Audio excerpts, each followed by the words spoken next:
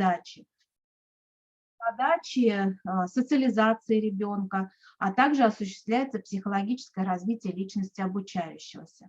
Образовательная среда современной школы должна способствовать сохранению здоровья, благополучия ребенка и максимальной реализации его возможностей.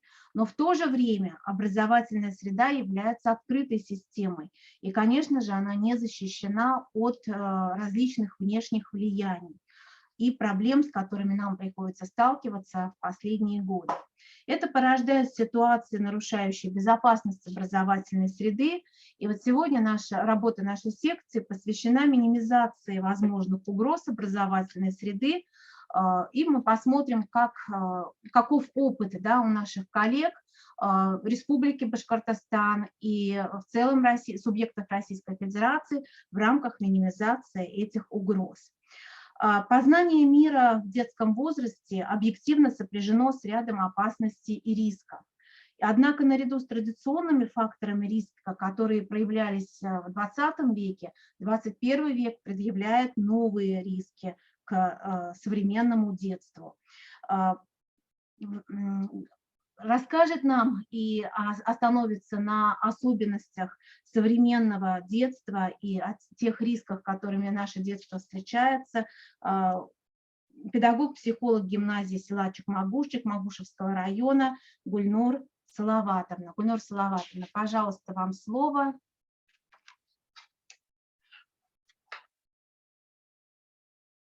Мы не слышим. Гульнур Салаватовна. У вас включен звук? Извините, пожалуйста. Здравствуйте, уважаемые коллеги, здравствуйте, участники конференции. Так, сейчас включу презентацию. Видно презентацию? Да, запустилась. Да. Угу.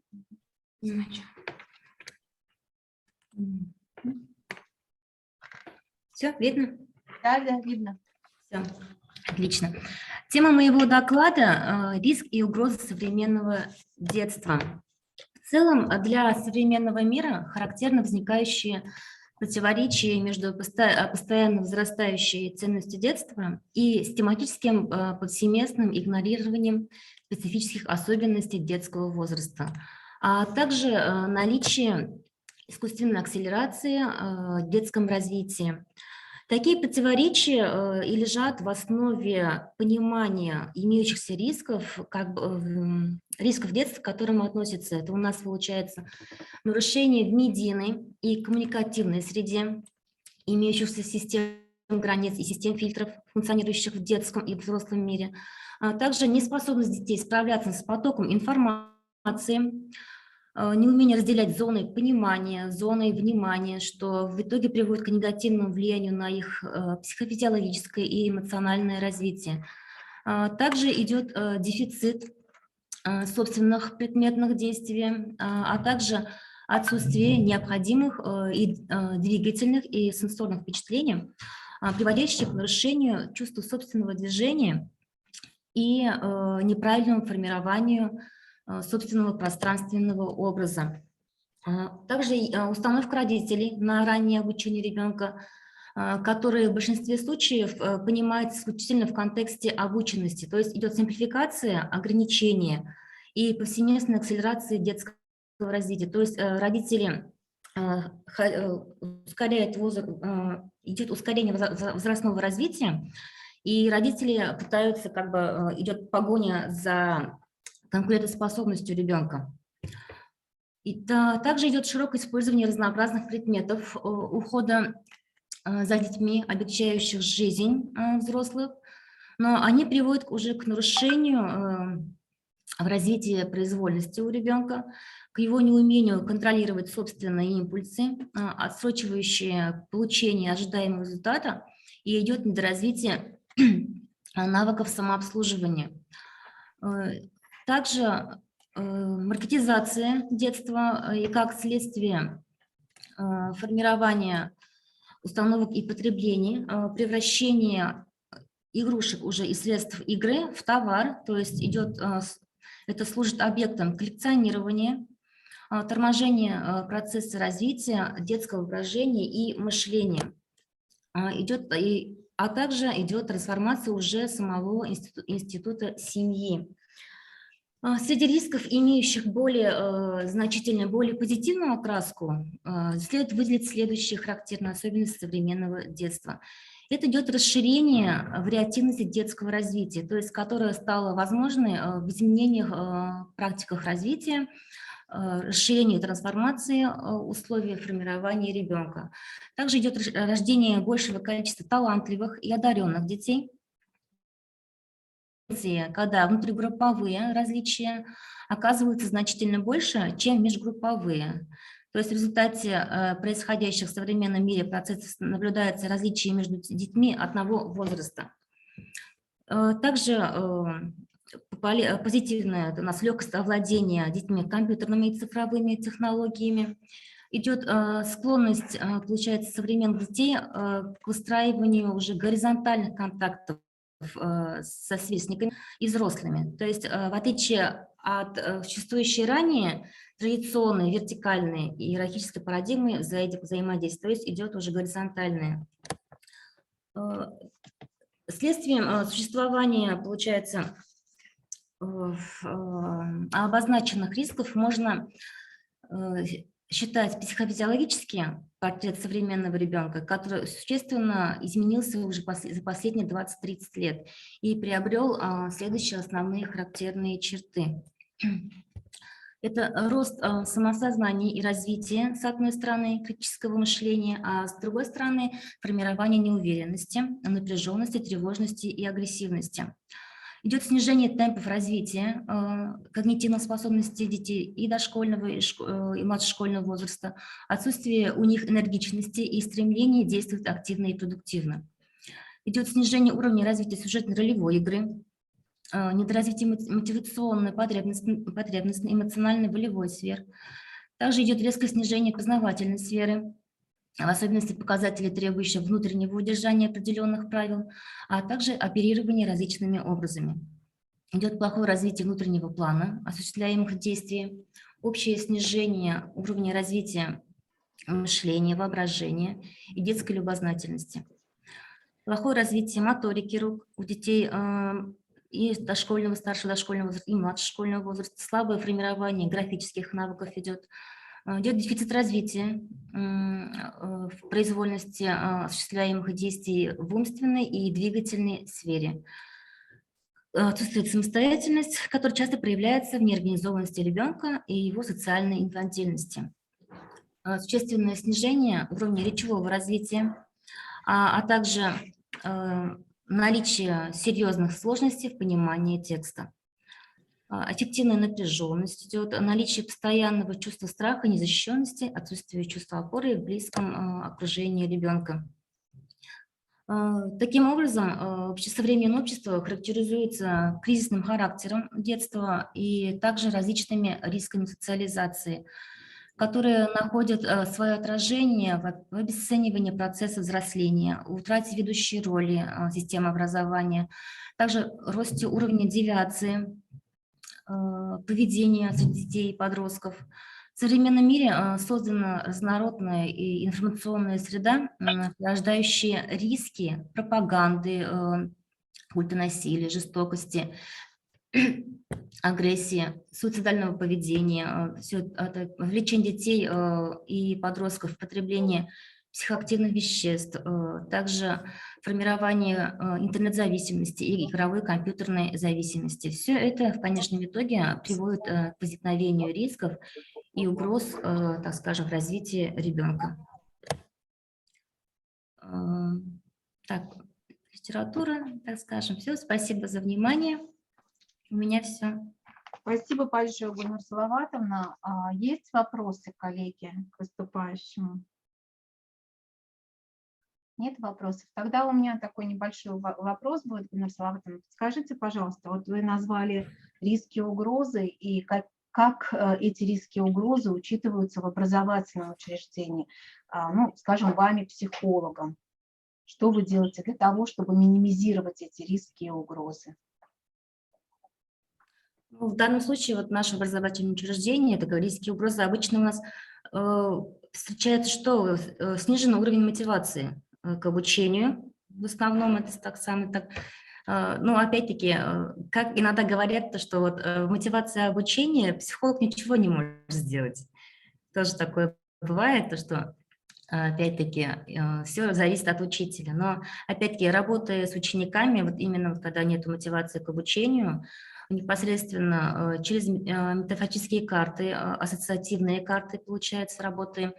Все вот это вот общение с ребенком, диагностика, консультации, так скажем, через все это проходит ребенок, и плюсы есть работы. Спасибо большое. Коллеги, есть еще вопросы к выступающим? Нет, да? Если что, коллеги, вы можете в чате писать, пожалуйста, в чате тоже пишите, если есть какие-то уточнения, вопросы к докладчикам, пожалуйста, можете в чате написать. Благодарю вас, Галина Салаватовна, за ваше выступление, за ваш опыт. Нужно отметить, коллеги, что выступая на открытии первого форума школьного образования «Взлетай», глава Республики Башкортостан Ради Фаритович Хабиров обратил внимание на проблему буллинга. Глава региона предложил приравнивать значимость фактов травли к чрезвычайным ситуациям. Он отметил важность психологического климата и нравственной атмосферы в школе и призвал бороться с агрессией в школах. Сегодня Тансулу Сагитовна поделится опытом организации профилактической работы в их образовательной организации. Пожалуйста. Добрый день, уважаемые коллеги. Разрешите представить вам свое выступление на тему как помочь ребенку избежать буллинга. Так, сейчас, секундочку. Вам видно? Да, хорошо видно. В общем-то, о чем мы с вами будем сегодня говорить? Мы считаем, что любое явление лучше предотвратить, чем устранять его последствия. Профилактика насилия в школе заключается в правильном отношении взрослых к этим проблемам.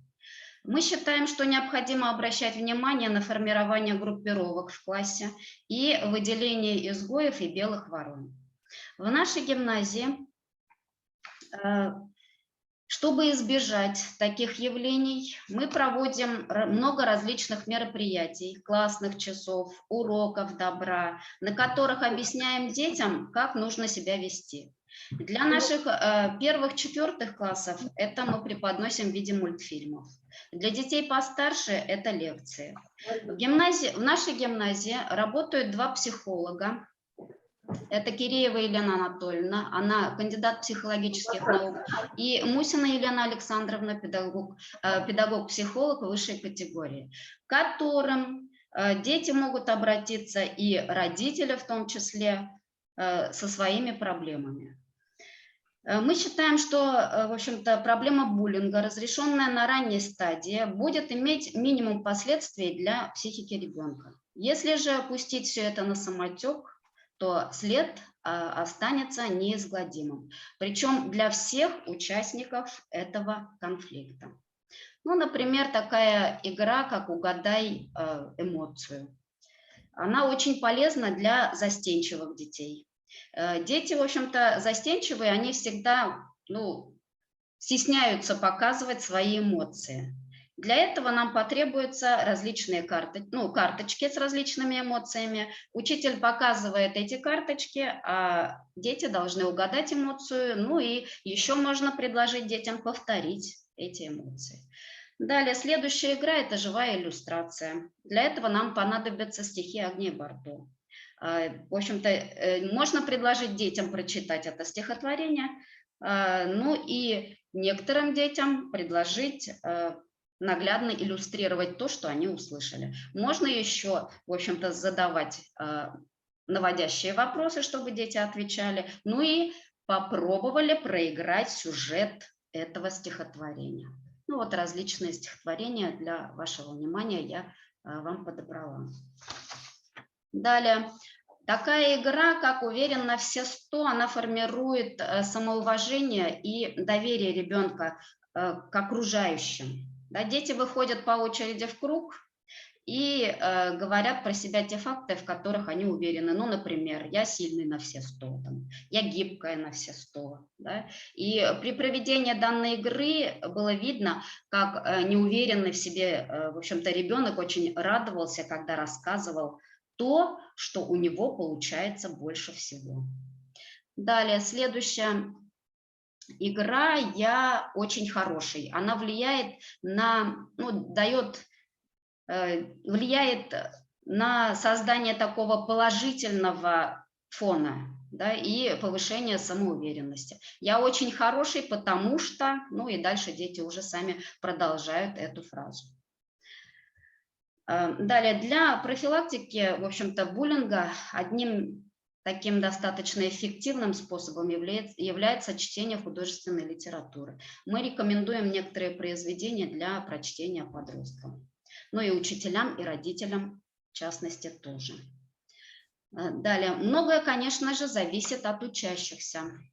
Необходимо, чтобы они доверяли взрослым, рассказывали взрослым о таких случаях, знали о том, что мстить нельзя, это не выход, берегли дружбу сверстников, знали о том, что самое хорошее оружие против агрессии – это юмор. Ну и избегали ситуаций, в которых возможна травля. Ну и здесь вот небольшую такую достаточно ремарку внизу я сделала для вас, потому что многое зависит, конечно же, и от учащихся, но и от родителей тоже. Поэтому вот этот вопрос мы рассматриваем и на родительских собраниях, в частности, ну, с периодичностью, так скажем, да, постоянно. Потому что сейчас мы уже, как вы уже сказали, даже есть кибербуллинг, да, который проследить, в принципе, как-то засечь, так скажем, да, невозможно. Вот. Ну и, в общем-то, мы считаем, что дети, если дети будут доверять и обращаться к взрослым, то таких ситуаций и проблем будет в школах, таких проблем будет очень мало. Спасибо за внимание. Спасибо большое, Тансыл Сагитовна. Пожалуйста, коллеги, есть вопросы к докладчику? Вопросов нет. Благодарю вас, Тансыл Сагитовна, за ваш опыт, за то, что вы такое практикоориентированное выступление было с примерами и упражнениями. Благодарим за работу ваших психологов и вас за такое обобщение опыта психологической службы. Ну, продолжит тему профилактики агрессивного поведения и буллинга Никитина Зиля Сабитовна, это педагог-психолог средней общеобразовательной школы Бурибай Хайбулинского района Республики Башкортостан. Спасибо большое. Добрый день, уважаемые коллеги. Проблема буллинга современная, астросоциальная. На нее нельзя закрывать глаза. Ведь детская жестокость порой переходит все допустимые границы. Что такое буллинг? Буллинг – это один из видов насилия, предполагающий агрессивное преследование одного из членов коллектива со стороны другого или группы лиц. В чем особенности современного буллинга?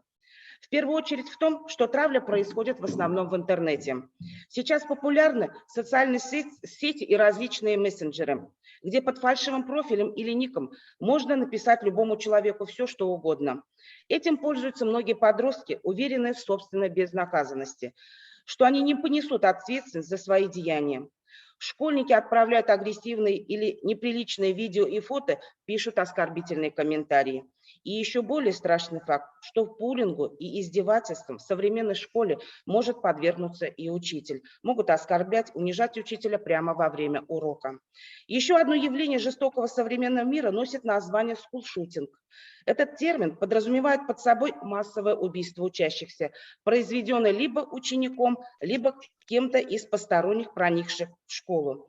Первый в России громкий случай вооруженного нападения подростка из на педагога произошел в 2014 году, когда ученик московской школы застрелил учителя географии и полицейского, прибывшего на место происшествия, а также взял в заложники одноклассников. Случай в Казани 12 мая 2021 года в гимназии 145, где погибли 9 человек, 2 учительницы и 7 учеников, расстрелял бывший ученик, который на допросе сказал, что осознал себя Богом. Случаи страшные, случаи вопиющие. Но еще страшнее тот факт, что почти все, кто совершал эти убийства, являлись жертвами травли, буллинга со стороны одноклассников. Доведенные до отчаяния подростки брались за оружие и расстреливали своих обидчиков. Что заставляет детей быть такими жестокими и агрессивными по отношению к своим сверстникам? Причин на самом деле много. Разделим их на группы. Педагогические, микроклимат класса, школы. Не последнюю роль здесь играет позиция учителя. Ребенок с большей вероятностью подвергнется травле в той обстановке, где и сами педагоги позволяют себе насмешки и унижения в адрес учеников. Кроме того, учитель может занимать в ситуации буллинга стороннюю позицию, зная о проблеме, но не вмешиваясь в нее. Психологически личность агрессора, так называемого буллера и жертва, социальная пропаганда и поощрение доминирующего агрессивного поведения в обществе, на телевидении, в интернете, компьютерных играх, семейные, недостаток родительской любви и внимания, физическая и вербальная агрессия со стороны родителей, чрезмерный контроль. К мотивам буллинга можно отнести зависть, месть, когда жертва травли сама становится буллером, стремясь наказать обидчика за причиненные страдания. Самоутверждение в коллективе, стремление быть в центре внимания, выглядеть круто, желание нейтрализовать соперника посредством его унижения. Дети не всегда могут рассказать взрослым о своих проблемах в школе, поэтому родителям важно вовремя распознать, что ребенок стал жертвой травли. Об этом могут свидетельствовать следующие признаки. Ребенок негативно относится к школе, использует любую возможность, чтобы туда не ходить. Возвращается из школы подавленный, часто плачет без очевидной причины.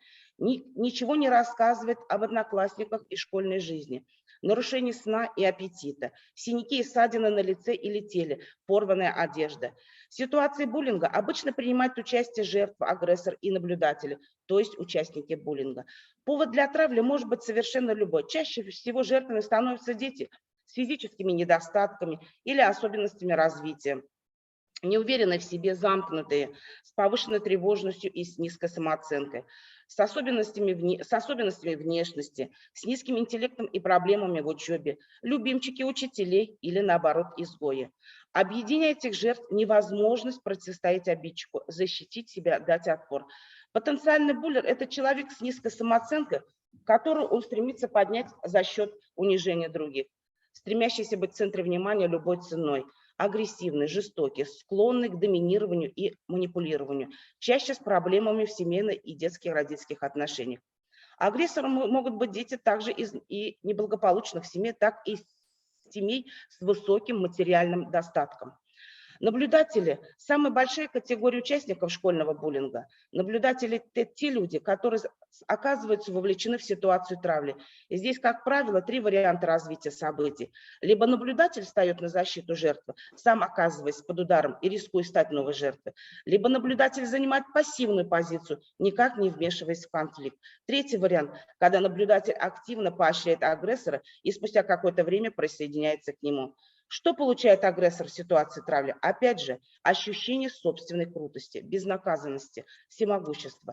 В дальнейшем это приводит к еще большему развитию деструктивных, то есть разрушающих личность качеств, девиантному поведению и, как следствие, постановке на учет в комиссию по делам несовершеннолетних и проблемах с полицией.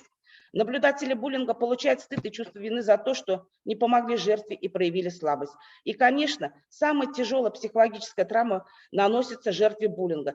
Даже через много лет, будучи уже взрослыми, жертва помнит все свои болезненные переживания, связанные с травлей. Что делать ребенку жертвы? травли. Если вас травят в школе, обзывают, портят одежду и вещи, обязательно расскажите об этом взрослому, родителям, учителю, старшему товарищу. Нужно помнить, попросить помощи – это не слабость, а решение взрослого человека, попавшего в беду. Не стоит бояться, что будет хуже, если вы кому-то расскажете о том, что происходит. Будет действительно хуже, если вы останетесь один на один со своей проблемой.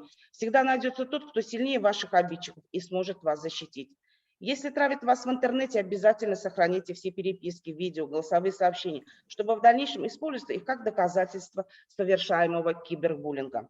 Задача родителей не просто защитить и поддержать ребенка, столкнувшегося с ситуацией травли, но и научить его правильному, здоровому общению с окружающими людьми. В повседневной жизни очень трудно избежать столкновений со злом, жестокостью и агрессией. Ребенок должен научиться говорить «нет», не поддаваясь на провокации и манипуляции товарищей. Знать, что в свои проблемы иногда правильно посвятить взрослых, чем разбираться самостоятельными. И быть уверенными, что родные не отмахнутся от него и помогут, и поддержат трудную минуту. И для педагогов вы не имеете права не знать, что происходит с вашими подопечными, и закрывать глаза на агрессивные выходки подростков. Любая информация о проявлении насилия должна быть проверена и принята к вниманию.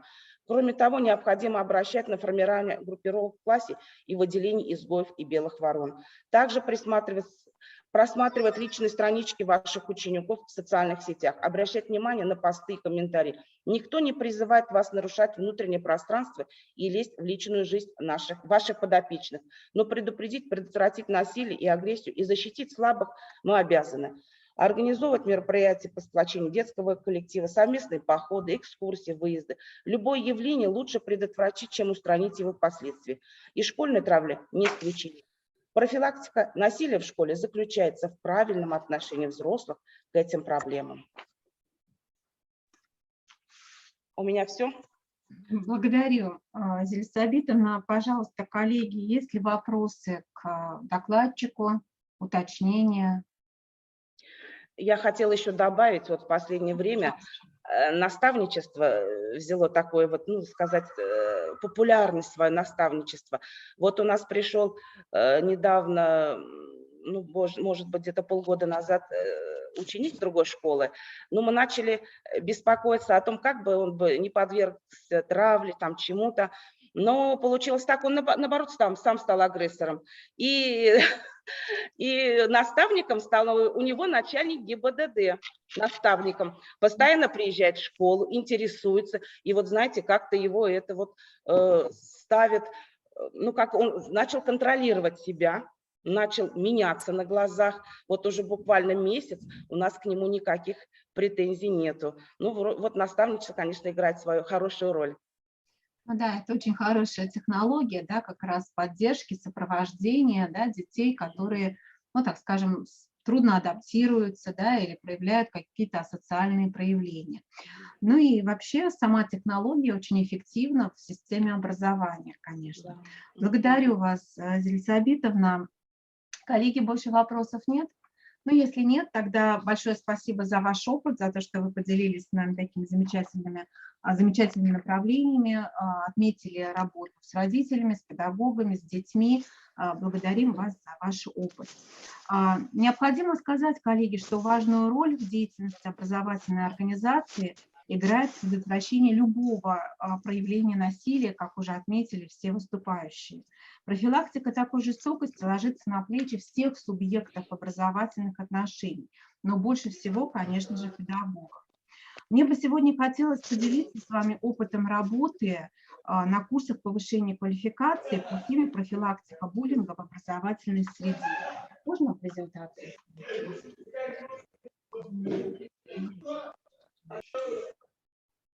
Так, сейчас, секунду, коллеги, презентацию мы запустим на рабочем столе. Угу. Второй слайд. Угу. Так, где у нас? Расширено, что ли? Так, как это?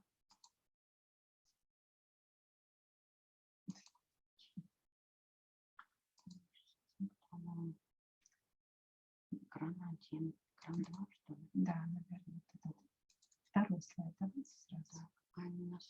Да, коллеги, скажите, вам презентация видна? Да, видно. Второй слайд. Давайте мы поставим. Да, коллеги, я бы хотела поделиться опытом тоже проведения такого занятия в рамках курсов повышения квалификации. Занятие называлось «Развитие навыков уверенного поведения как технология предотвращения буллинга». Так, следующий. Можно я вас попрошу? Да, Простите. конечно. Спасибо. В 2019 году в Республике Башкортостан в рамках реализации проекта Общественной палаты Республики Башкортостан «Будь рядом» было проведено исследование среди педагогов с целью изучения представления о буллинге и специфики его проявления в образовательных организациях. Основным выводом этого исследования явился следующий тезис. Он у вас на слайде. То есть позиция сотрудников школы по отношению к буллингу может быть обозначена как активный наблюдатель.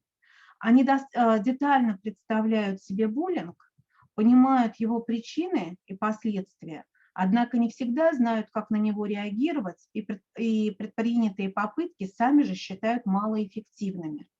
В связи с этим необходимым является совершенствование профессиональных компетенций педагогов вопросов технологий предотвращения буллинга.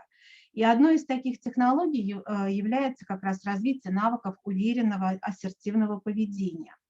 Ну, буквально тезисно, да, о том, что такое ассертивность. Это способность человека, уверенность, достоинством отстаивать свои права. Вот как уже коллеги выше сказали, выступающие, что необходимо как раз развивать уверенное поведение, умение отстаивать свои границы, да, не нарушать границы другого человека.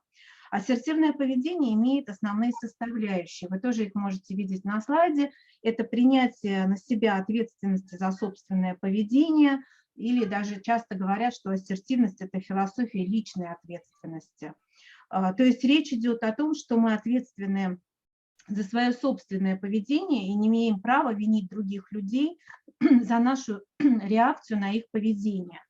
Второй момент – это демонстрация самоуважения и уважения к другим людям. Третий компонент – это эффективное общение. И в данном случае главным являются 3 следующих качества. Это, конечно же, честность, открытость и прямота в разговоре, но не за счет эмоционального состояния другого человека, конечно. Речь идет об умении сказать то, что вы думаете или чувствуете относительно какого-либо вопроса, не расстраивая при этом своего партнера по общению. Четвертый момент – это демонстрация уверенности и позитивной установки. Ассертивное поведение предполагает развитие именно уверенности, да, и позитивной установки, умение внимательно слушать и понимать, переговоры и достижение компромисса, и поиск простых выходов из сложных ситуаций. В настоящее время существуют различные методы и техники по развитию ассертивности. Вот как раз вашему вниманию я бы хотела предложить одно из таких занятий в рамках курса повышения квалификации педагогов на тему профилактика буллинга в образовательной среде. Спасибо. Занятие с педагогами начиналось с просмотра фильма «Прачка». Этот фильм был предложен Центром толерантности «Город Москва». В 2 словах опишу сюжет фильма.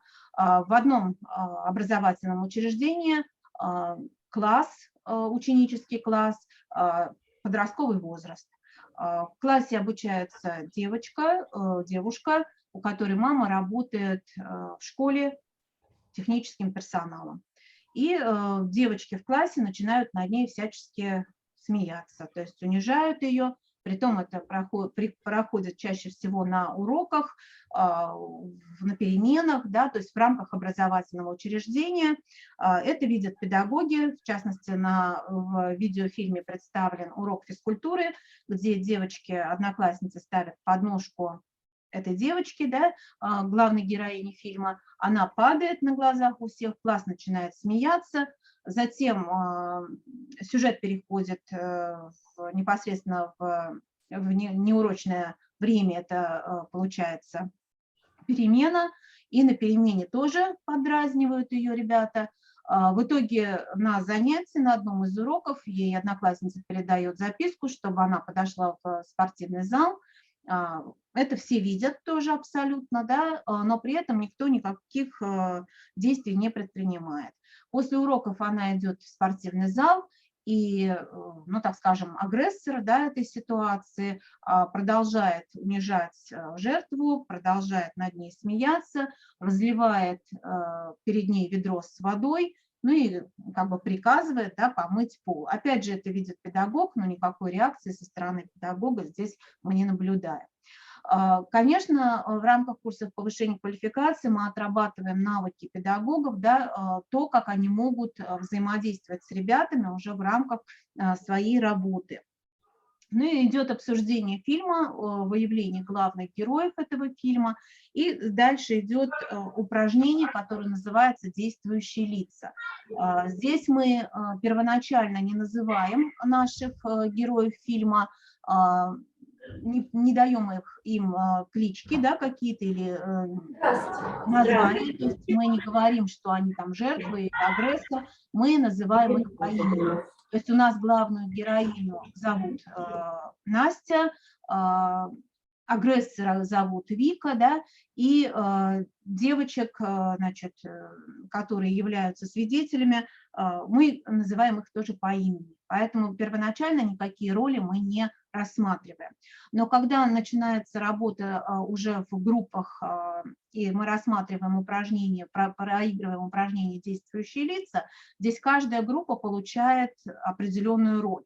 То есть, допустим, первая группа получает имя, да, и распределяется, и дается персонаж Лиза, а Лиза – это у нас жертва, да, затем дается персонаж Вика, Вика – это у нас агрессор, и дается персонаж Маша или Даша, там их много, да, это свидетели.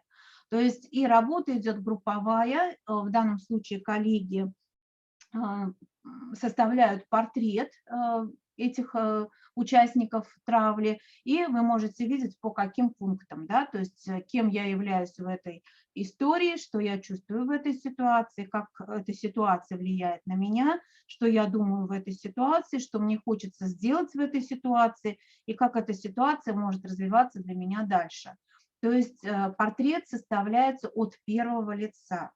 Ну, мы с вами понимаем, да, что когда человек погружается в роль, он ее очень хорошо может прочувствовать, эту роль, и может передать чувства, мысли, ощущения, да, те, которые этот человек проживает, находясь в этой ситуации. И были даже моменты, когда коллеги после того, как они примеряли на себя эту роль, очень, ну, так скажем, плотно заходили, да, вот в этот образ либо жертвы, либо агрессора, и они вплоть до слез, да, потому что действительно, если они рассказывали с позиции жертвы, то прямо на глазах выступали у некоторых слезы. То есть настолько вот это эмоционально задевало, да, каждого человека. И каждый вспоминал свою возможную историю из своей собственной школьной жизни. Поэтому такое же упражнение можно проиграть с ребятами, подростками, да, или старшеклассниками, пожалуйста, да, когда каждый примеряет на себя роль и говорит о своих чувствах, мыслях, о своих ощущениях вот в этой роли. Затем обращаем внимание снова на фильм, да, участников занятия, и говорим о том, что в фильме очень много персонажей, которые являются свидетелями. Их действительно огромное количество, их куда больше, чем жертвы или агрессора. То есть свидетели – это все обучающиеся, оставшиеся, да, вот в этом классе, это педагоги, это все, кто так или иначе попадали в кадр фильма. Но больше всего режиссер фильма показывает 3 участниц. Это Света, Вика и Маша.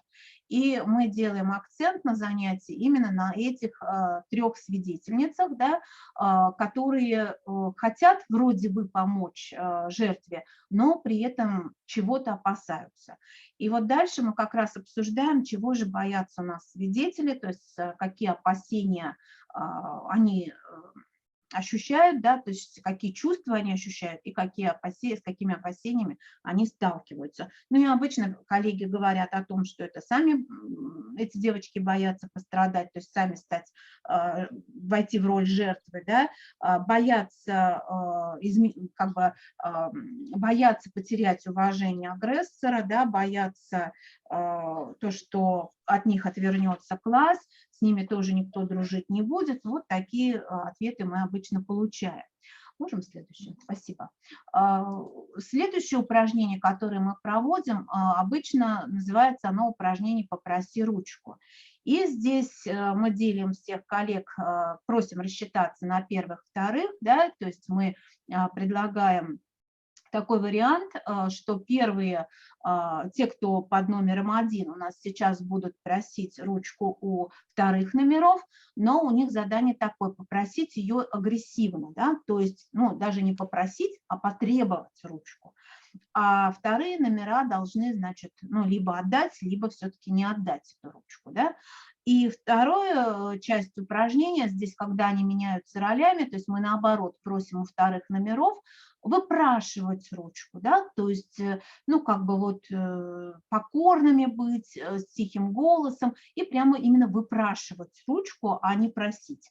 И здесь мы вот в этом упражнении что видим? Во-первых, мы отрабатываем сразу же, да, агрессивное поведение и покорное поведение. То есть смотрим разницу между этими двумя видами поведения и отрабатываем сразу же эмоции, чувства, да, человека, который, ну, так скажем, просит агрессивно или покорно, да, и поведение, особенности поведения и в первом, и во втором случае. Также мы с вами можем сразу же отметить, что если мы видим с вами агрессивное поведение, то тогда мы даже его описываем с вами, да, то есть по ощущениям, по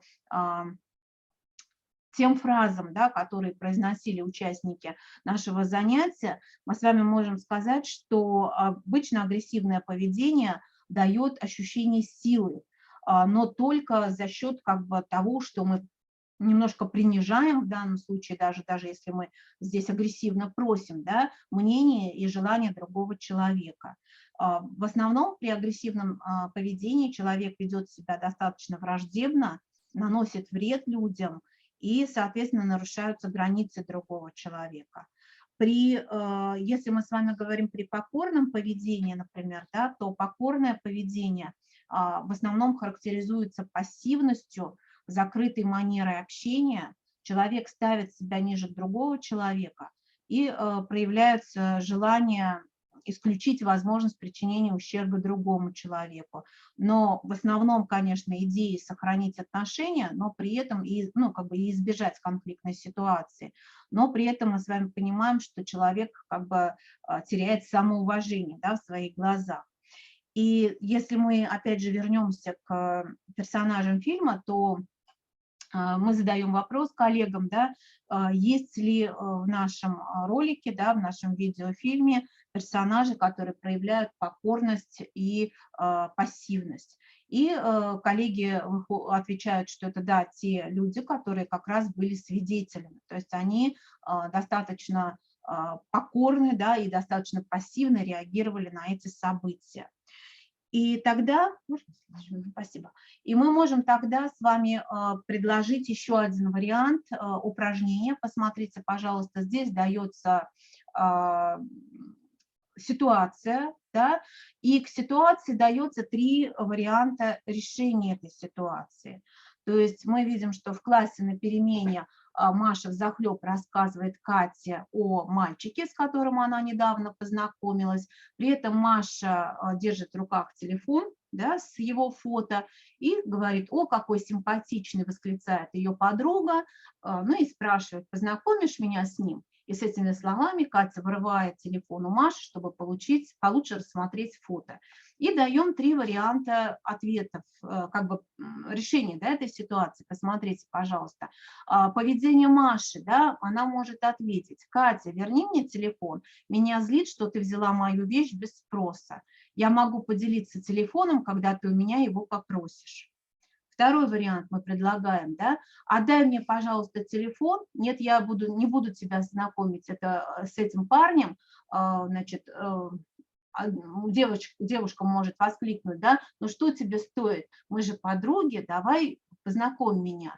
И ответ опять следует: я не буду знакомить тебя с этим парнем, дай мне телефон.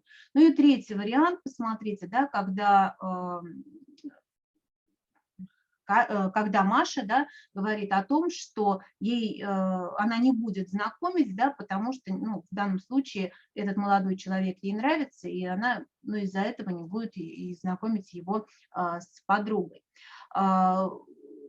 Посмотрите здесь, что мы видим. Когда коллеги, то же самое можно проводить с ребятами, да, то есть брать ситуации, предлагать различные варианты ответов героев этих ситуаций.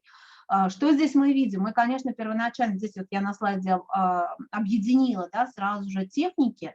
В работе с коллегами и в работе с ребятами мы сразу же техники эти не называем.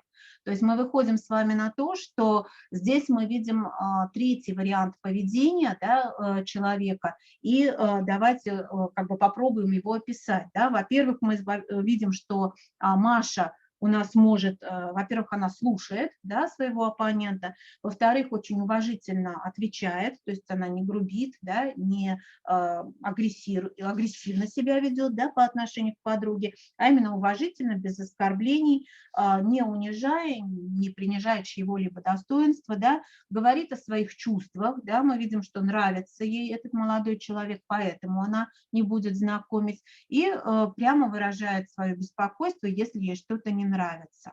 И вот здесь мы подходим с вами к пониманию того, что это как раз третий вариант поведения, да, который называется ассертивное поведение или уверенное поведение. И мы выходим с вами на 3 технологии, да, которые позволяют раскрыть, развить, да, скорректировать поведение агрессивное. Это техника я-высказывания, с которым, ну, наверное, все абсолютно знакомы. На сегодняшний день, наверное, нет такого человека, который не знает эту технику. Это техника заезженная пластинка, и это техника вежливый отказ.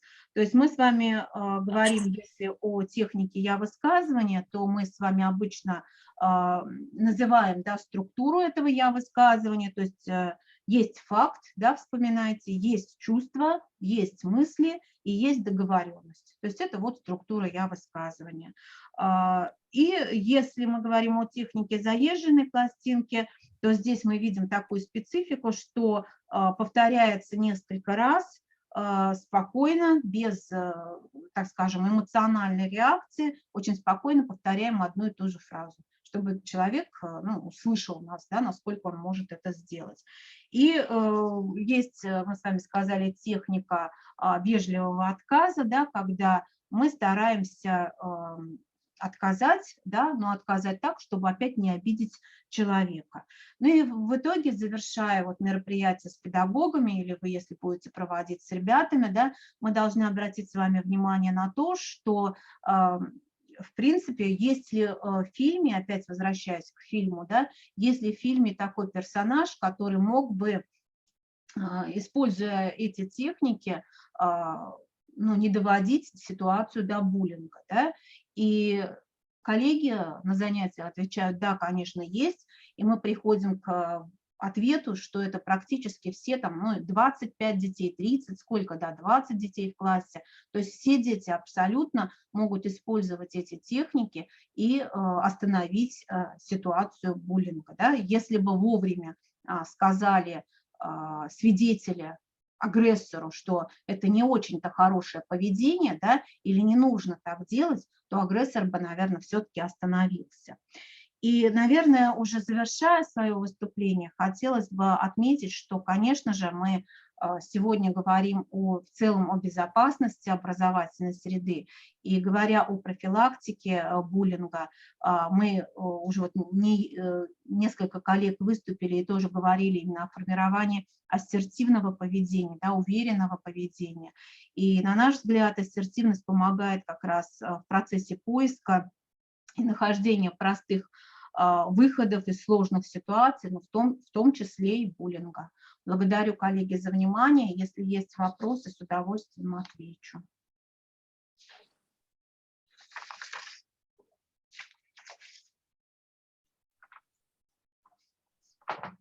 Нет вопросов? Нет вопросов, да? Тогда мы продолжаем, коллеги, с вами работу. Если нет вопросов, мы с вами продолжаем и будем говорить с вами продолжаем говорить о безопасности образовательной среды. Так, сейчас, секундочку. И, наверное, нужно сказать о том, что в образовательной среде у нас встречаются не только ситуации буллинга, да, слышит? Но у нас очень много еще и различных ситуаций конфликтных. Вообще образовательная среда считается эмоционально насыщенной, да, средой, и поэтому, конечно же, без конфликтных ситуаций, ну, наверное, просто не обходится. Сегодня у нас на конференции мы рады приветствовать коллег из Борисоглебской школы-интерната города Борисоглебск Воронежской области. Пожалуйста, Людмила Анатольевна, вы с нами? Да, здравствуйте. Здравствуйте, здравствуйте. Так, тема моего доклада – психологическая основа педагогических конфликтов. Конфликты – неотъемлемая часть современной жизни. Когда мы говорим о конфликтах, то подразумеваем споры, враждебность, агрессивность. Это такое напряженное общение, когда один человек настаивает на своей точке зрения, не слыша и не признавая точку зрения другого человека, и требует изменения поведения, мыслей, чувств своего собеседника. Нужно признать, что многие конфликтные ситуации помогают принять правильное решение, которое в дальнейшем будут способствовать развитию взаимоотношений. В спорах выявляются вскрытые проблемы и часто находятся варианты их решения. Особое место конфликты занимают в пространстве школьного общения. Недостаточное внимание друг к другу, разногласия приводят к тому, что дети и учителя перестают понимать и доверять друг другу. Не стараясь понять суть конфликтной ситуации, они часто объясняют ее личными качествами собеседника. И это ведет к взаимной враждебности, агрессивности, непониманию и закрепляет шаблон конфликтного поведения. Постоянно наблюдая конфликты в школьном пространстве, попробуем обозначить основные причины их возникновения. Одной из причин возникновения конфликтов в школе, на мой взгляд, является отсутствие единых требований у педагогов. То есть, привыкая к требованиям одного учителя в начальном звене, школьники переходят в среднее звено, где и наблюдают различные требования к поведению на уроке. Один учитель строг и последователен в своих требованиях, а другой на многое не обращает внимания, требуя что-то одно, а третий совсем ничего не требует. И в такой ситуации предъявления различных установок ребенок теряется и не знает, как себя вести. Ему непонятно, почему нужно поднимать руку, чтобы ответить или что-то спросить у одного педагога, и совсем не обязательно это делать у другого учителя. Почему у одного педагога всегда нужно вставать, когда взрослый ходит в класс, а у другого это не обязательно делать. Один учитель требует читать стихотворение только выходя к доске, а у другого можно читать с места. Не сомневаясь, можно сказать, что у строгого учителя на уроке будет возникать больше конфликтных ситуаций со школьниками, если на предыдущем уроке у них этого никто не требовал. Если в школе не создана и, самое главное, не выполняется всеми педагогами система единых требований к поведению обучающихся на уроках и переменах, то конфликтные ситуации будут возникать постоянно. Другой причиной возникновения конфликтов между учителем и школьниками является отсутствие у обучающихся учебной мотивации. То есть школьники не хотят учиться или учатся без интереса для себя, а для родителей, для учителей. И постоянно приходится стимулировать их к учебной деятельности. Подобные конфликты повторяются постоянно, и в результате между учителями и обучающимися возникает взаимная неприязнь, ссоры и открытое противостояние, даже борьба. Хотелось бы выделить 4 конфликтных периода, через которые проходят дети в процессе обучения в школе. Ученики первого класса с началом обучения в школе переживают сложный и очень болезненный период в своей жизни. То есть происходит смена их ведущей деятельности с игровой на учебную. Меняется социальная позиция, и из ребенка они превращаются в школьников. Появляется много требований новых и обязанностей. Только ребенок привыкнет к своей новой роли ученика, учителю, его требованиям, как наступает новый конфликтный период, он переходит в среднее звено. И вместо одного учителя появляются разные учителя-предметники, новые школьные предметы, которых не было раньше в начальной школе. Предметы более сложные требуют больше времени и усилий на подготовку. Обучающийся начинает себя чувствовать неуспешным, становится беспокойным, неуверенным в себе и чаще вступает в конфликтные ситуации. Со среднего звена школьник переходит в старшее звено, и следующий конфликтный период наступает в начале 9 класса. То есть подросток должен ответить на вопросы, что ему делать, где дальше продолжить учебу, остаться в школе или поступить в среднее профессиональное заведение. И часто родители не дают школьнику права выбора и все решают за него. Некомфортная психологическая ситуация для подростков создает дополнительное напряжение и способствует возникновению конфликтных ситуаций с педагогами и родителями. Четвертый конфликтный период приходится на время окончания обучения в школе. Выпускник должен сдать экзамены, выбрать будущую профессию, пройти конкурс в ВУЗ. И это очень напряженный и сложный период, во время которого происходит разочарование, случаются неудачи, меняются планы и появляются новые проблемы. Его можно назвать, этот период, остро конфликтным. Нужно сказать, что все перечисленные причины не всегда ведут к конфликтной ситуации. Многое зависит от психологической зрелости обучающегося, степени сформированности коллектива, атмосферы психологического комфорта класса и школы. Очень важной составляющей бесконфликтной ситуации, на мой взгляд, является культура поведения учителя. Каждый учитель должен знать и понимать, что конфликт легче предупредить, чем его завершить. Как же нужно себя вести, чтобы предупредить конфликтную ситуацию в классе и в школе? И что необходимо для этого делать? Какими качествами должен обладать учитель, чтобы уметь не создать конфликтную ситуацию? Необходимыми качествами для учителя являются выдержка и спокойствие. Очень часто школьники, особенно подростки, во время диалога начинают раздражаться, повышать голос и даже срываются на крик. И в ответ учитель тоже начинает испытывать раздражение и повышать голос. Необходимо постараться подавить данную реакцию и отвечать на агрессивность собеседника ровным, спокойным, уверенным, а главное, доброжелательным тоном. Очень часто при таком поведении учителя конфликт не разгорается, а гаснет в самом его начале. Нужно всегда помнить, что даже самый плохой ученик имеет положительные качества, и ему не чуждо стремление к успеху. И учитель должен научиться в ученике видеть не только отрицательные, но и положительные качества, научиться стимулировать и поддерживать стремление к успеху каждого ученика.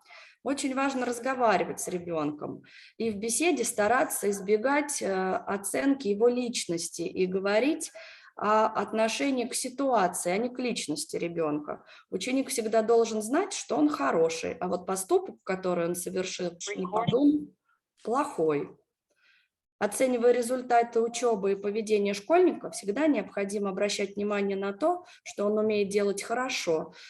Только после этого можно сказать о его недостатках. Опора на положительное в процессе обучения и воспитания обучающихся будет способствовать эффективности воспитательной работы учителя и профилактике конфликтов между педагогами и школьниками. Спасибо за внимание. Благодарим, Людмила Анатольевна. Коллеги, пожалуйста, есть ли вопросы к докладчику? Тогда у меня такой уточняющий вопрос, Людмила Анатольевна.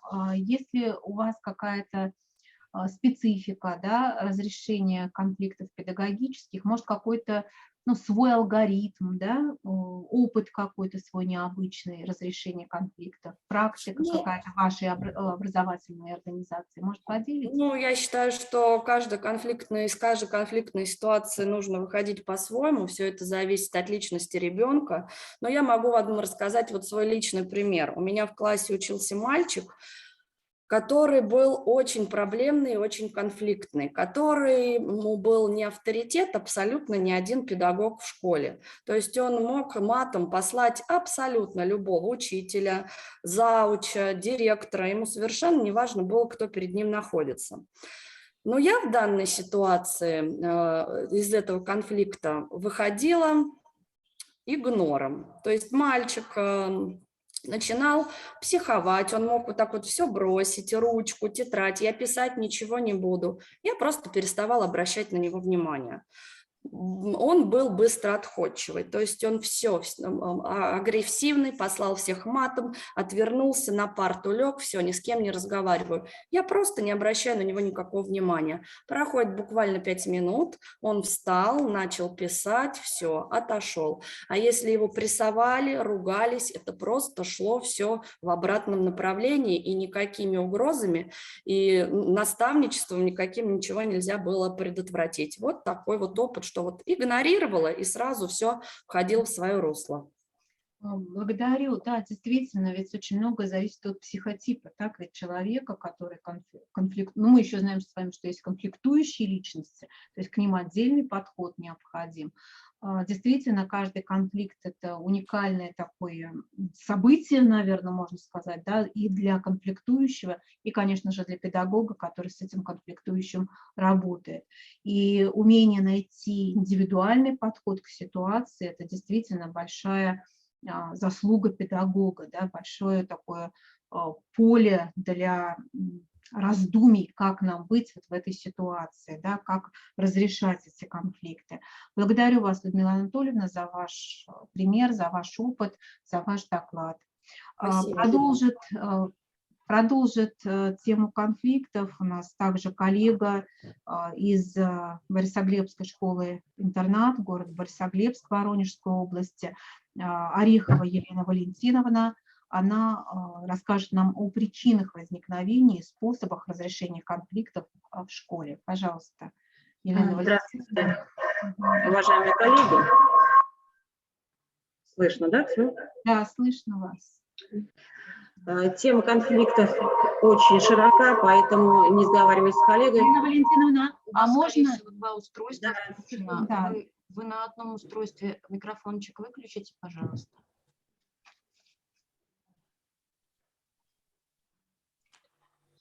Они говорили, что... Извините, ради бога. Да, все хорошо, не переживайте. Коллега не выключили. Поэтому, не сговариваясь с коллегой, мы взяли общую тему конфликтных ситуаций. Все равно видео у кого-то еще включен. Смотрите, пожалуйста, чтобы микрофончик. Работа в школе связана с быстро меняющимися ситуациями, что в свою очередь может привести к возникновению конфликтов, да и приводит. Как только возникает конфликт, сразу срабатывают эмоции, естественно. А люди испытывают напряжение, дискомфорт, что может нанести вред здоровью всех участников конфликта. Поэтому педагогу необходимо знать не только причины конфликта, и как предотвратить конфликт, грозящий погубить добрые отношения и между детьми, и между взрослыми, как себя вести в ходе конфликта, чтобы снизить его накал, как завершить конфликт с наименьшими потерями или разрешить его на пользу обеим сторонам. Одной из важнейших задач педагога является формирование у детей умения строить взаимоотношения в процессе взаимодействия с окружающими на основе сотрудничества, взаимопонимания, готовности принять мнение других людей, их взгляды, привычки, такими, какие они есть. Важно обучать детей навыкам общения. В случае необходимости, конечно, корректировать их поведение, иначе у ребенка могут закрепиться такие формы поведения, которые станут помехой в его отношениях с окружающими и окажутся деструктивными для его собственного развития. Для современной психологии характерно признание двойственной природы конфликта, в том числе и, конечно же, позитивной роли. Самая главная позитивная функция конфликта состоит в том, что он является сигналом к изменению, возможностью сближения, разрядки напряжения, оздоровления отношений и источником развития. То есть конфликты при правильном к ним подходе могут стать эффективным фактором педагогического процесса, воспитательного воздействия на детей, но при этом необходимо обязательно создать доброжелательную атмосферу. Конфликты, возникающие в школе, не только обуславливают характер педагогического процесса в целом, но и оказывают негативное влияние как на профессиональное и личное самочувствие учителя. Вряд ли найдется такой педагог, который равнодушно относился бы к конфликту, так и на психоэмоциональное состояние ученика. Дальнейшие отношения между учителем, ребенком, вовлеченным в конфликт, могут и во многом зависит от характера протекания результата. Школьная практика богата, конечно же, различными конфликтными ситуациями и вариантами их разрешения. Каждый конфликт проходит в своем развитии несколько этапов. Он возникает, осознание данной ситуации сторон, конфликтное поведение само и исход конфликта, который может быть конструктивный, деструктивный и замораживание конфликта. В любой конфликтной ситуации выделяют участников конфликта объект. Объектом конфликта становится то, на что претендует каждая из конфликтующих сторон, что вызывает их противодействие. Предмет спора, получение одним из участников полностью или частично лишает другую сторону возможности добиваться своих целей. Педагогическая наука и практика накоплен достаточный материал, позволяющий не только распознавать, анализировать и классифицировать школьные ситуации, но и определять возможные варианты, способов их разрешения. Поведенческий выбор учителя нельзя свести к усвоению алгоритмов действий по четко разработанной схеме. Здесь мало знать возрастные особенности, приемы воздействия на ученика. Надо чувствовать ребенка, понимать свою ответственность за его судьбу, за развитие его индивидуальности. Реальная действительность всегда потребует от учителя необходимости внесения определенной поправки на личность ребенка, на сущность момента, на уровень педагогического творчества. Такая возможность может представиться учителю на любом уроке. Главное не оставлять без внимания то, что может явиться причиной возникновения конфликта.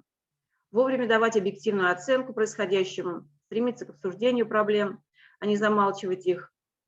Это поможет сократить наметившуюся дистанцию между учителем и учениками, а следовательно предотвратить ухудшение отношений. Ведь не секрет, что результатом совместного поиска способов выхода из сложных ситуаций, как правило, является улучшение отношений и взаимопонимания участников.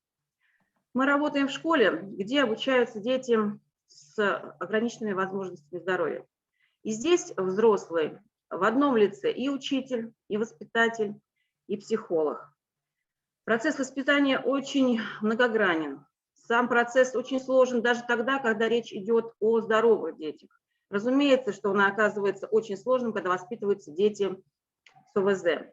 И здесь конфликтной ситуации достаточно. Проблема воспитания детей с ограниченными возможностями здоровья связана еще с тем, что такие дети воспитываются чаще всего в неблагополучных семьях. Поэтому воспитание таких детей требует применения особых технологий, методов, приемов в работе педагога. Очень важно определить причины конфликта, так как, зная причины возникновения того или иного конфликта, легче предпринять конкретные шаги по его предотвращению. Причины возникновения конфликтов.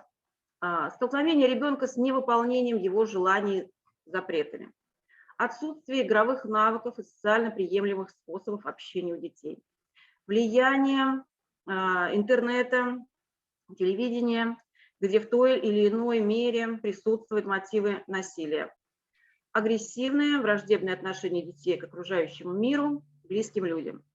Но даже самый низкий уровень развития поведения ребенка не может быть основанием для отрицательной оценки личности в целом, для проявления неуважения к ней. Все дети нуждаются в самопознании, в самоутверждении, внимании и уважении к себе как к личности, в активной деятельности, в общении. Однако эти потребности часто не удовлетворяются в достаточной степени. Отсюда и деформации в ценности их ориентации, сужение социальных связей и школьное неблагополучие детей. Поэтому педагогам при поддержке других специалистов важно сосредоточить свое внимание на решении следующих задач. Побуждению детей к самопознанию и самовоспитанию, обеспечению условий для ориентации активности детей на деятельность преобразующего плана, созданию условий для накопления воспитанниками позитивного опыта общения с окружающими. Под воздействием всех этих факторов у ребенка происходит становление образа своего «я». Поэтому необходимо, чтобы ребенок увидел свои достоинства, сильные стороны характера, оценил свои способности. Мало помочь ребенку, нужно его еще и поддержать. При этом очень важно, чтобы он ощутил сопереживание значимых для него людей. Ему просто необходима позитивная оценка, стимулирующая поддержка, вера в его возможности. Ты можешь, ты способен, у тебя все получится. Для ребенка, который зачастую не видит ласки в семье, очень значима улыбка, сердечное слово педагога, одобрение, пусть небольших достижений, заинтересованное внимание, помощь в определении новых задач.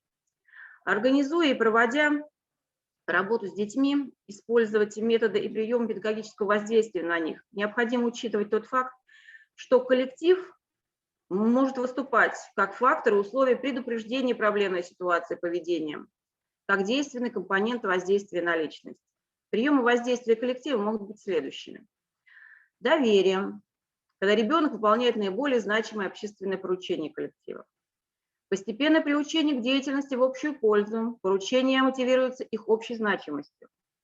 Поддержка коллективистических проявлений, поощрение, одобрение коллективом, усилия выполнять общественную работу в сочетании с возрастанием доброжелательного отношения к нему окружающих. Недоверие. Коллектив высказывает сомнения о том, поручать или нет какой-либо из-за негативной оценки его отдельных личностных качеств, побуждая его тем самым к самокритике.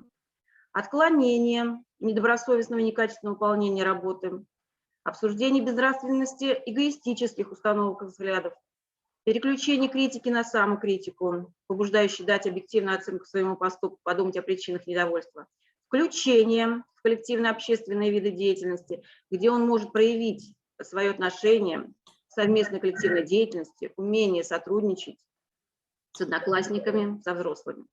Создание целевой установки. Разрабатываются правила повседневной деятельности. Начатое дело доводить до конца. Не браться за множество дел сразу. Качественно выполнять любую работу. Анализировать ошибки. Контрастность. От регулярных неудач в деятельности подводить к первым значительным успехам в ней. Стимулирование личного достоинства. Защита его самолюбия. Укрепление веры в успех. Поддержка в трудной ситуации. Требовательное доверие. Подчеркивается неизбежность выполнения задания. Укрепляется надежда на то, что он эту деятельность осилит. Поощрение, похвала, побуждение к выполнению принятых решений. Доброе участие. Очень часто мы сталкиваемся с агрессией детей, которая приводит к возникновению различных проблемных ситуаций между детьми, а также между взрослым и ребенком. Один из способов снижения агрессии – установить с ребенком обратную связь, используя при этом определенные приемы. Например, выразить собственные чувства по отношению к данному поступку. Мне не нравится, когда на меня кричат, или мне неприятно, когда со мной разговаривают.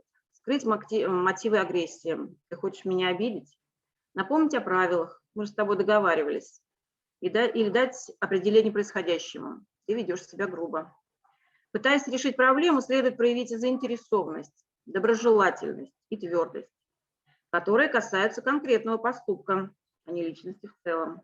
Обсуждая поступок, лучше воздерживаться от эмоциональных критических замечаний, которые вызовут у ребенка раздражение и будут способствовать уходу от решения проблемы.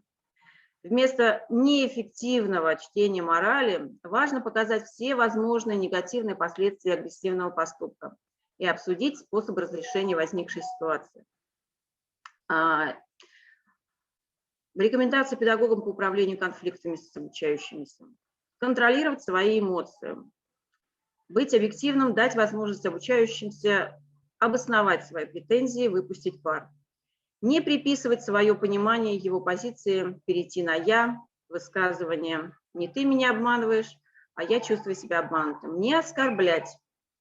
Есть слова, которые, прозвучав из уст педагога, наносят такой ущерб отношениям с обучающимся, которые даже если дальнейшие компенсирующие действия будут, но очень сложно их исправить. Стараться не удалять ребенка из учебного помещения за какие-либо проступки. По возможности не обращаться к администрации и к административным мерам разрешения конфликтной ситуации, не привлекать в качестве своих помощников представителей административных структур, не отвечать на агрессию агрессии. Это, конечно, принизить достоинство педагога в первую очередь, не затрагивать личности воспитанника, если дело касается только его конкретного действия или поступка, давать не абстрактную, а конкретную оценку только его определенным действиям. Дать себе и ребенку право на ошибку, не забывая о том, что не ошибается тот, кто ничего не делает. Независимо от результатов разрешения противоречия, постараться не разрушить отношения с обучающимися и не бояться конфликтов, брать на себя инициативу их конструктивного разрешения. Таким образом, главным условием для достижения положительного результата в воспитательном процессе является наличие единой системы воздействия на обучающихся. Это согласованность действия, скоординированность планов учителей, воспитателей, психолога, социального педагога, медработника, логопеда, ориентированная на единство требований. Продуманное сочетание индивидуального и коллективного педагогического воздействия, применение различных приемов и методов в коррекционно-педагогической работе с детьми усиливают ее результативность, помогает сделать процесс преодоления недостатков в развитии личности и в поведении ребенка реальным, действенным, а задачи по решению проблемных ситуаций воспитания детей осуществимыми. Совместным воздействием мы должны создать такой психологический микроклимат, чтобы ребенок не чувствовал себя одиноким, непризнанным, неполноценным. Вступая в борьбу с недостатками в человеке, следует искать союзника в нем самом. Известный советский психолог Рубинштейн писал: кто хочет исправить недостатки человека, должен искать его достижения, хотя бы потенциальные, те свойства его, которые могут быть обращены в достоинство при надлежащем направлении заключенных в нем сил. Спасибо большое за внимание. Спасибо, Елена Валентиновна. Коллеги, есть ли вопросы к докладчику? Какие-то уточнения, пояснения? Нет вопросов. Благодарим вас за ваш опыт, за вашу практику такую. Вы целую модель рассказали нам, познакомились с моделью, которая выстроена в вашей образовательной школе по профилактике конфликтных ситуаций. Действительно, это большой труд, да, скоординировать работу всех специалистов, всех структур, так скажем, образовательной организации на общее благо, на минимизацию конфликтных ситуаций и среди учеников, да, и среди педагогов, и среди родителей, так скажем, потому что у нас тоже достаточно большое количество конфликтов бывает связано с родителями, да. Действительно, огромное спасибо за ваш такой вот большой, комплексный, модельный доклад. Спасибо большое. Спасибо вам. И мы продолжаем, да, нашу работу нашей секции по психологической безопасности образовательной среды. И, наверное, нужно сказать следующее, да, что способность понимать последствия конфликта для себя, своих близких и, конечно же, для второй стороны, прекращение вражды между участниками конфликта возможным становится с помощью восстановительного подхода. Также данный подход работает и при недопущении травли в образовательной организации. О том, как работать в рамках данного подхода с буллингом, доклад следующего нашего выступающего, это Путинцевой Натальи Владимировны, социального педагога, городского психолого-педагогического центра Департамента образования и науки города Москвы. Доброе утро, уважаемые участники секции. Благодарю за приглашение, за возможность выступить. Для меня всегда это вызов, как уложиться в 15 минут, но буду стараться. Мы можем вас слушать очень долго. Да, спасибо большое. Да, делюсь экраном. Значит, видно ли мою презентацию? Да, видно. Сейчас я на весь экран, чтобы... Коллеги, 12 лет я занимаюсь тем, что в Москве продвигаю восстановительные практики и школьные службы примирения. На сегодня существует в мире 3 подхода при разрешении конфликтов. Но, кстати, все это, не задумываясь, по идее, приходит из судебной системы. Вообще раньше люди жили общинами, и они понимали, что друг без друга не выжить. Самое было страшное – это быть изгнанным из общины. И изгоняли за что? За убийство. У нас изгоняют: ты какой-то не такой, ты с особенностями, ты нам мешаешь, да? Ты не шоколадный, пошел отсюда. Вот комплексы, если у нас образовательные в Москве, как хорошо некоторые директора. Мы из одного комплекса, из одного, значит, структурного подразделения будем его переводить в другие подразделения. Как хорошо. И всем избавиться только, да? И вот мы учим педагогов, что в первую очередь у педагога не должно быть вообще этой мысли в голове убрать. Куда убирать? Некуда убирать. И все ли мы сделали как педагоги, чтобы каждому ребенку было физически и психологически безопасно и успешно? Потому что у любого родителя вот эти 2 потребности за всеми претензиями и так дальше, чтобы было безопасно психически и физически, и успех, маленький успех, увидеть и поддержать.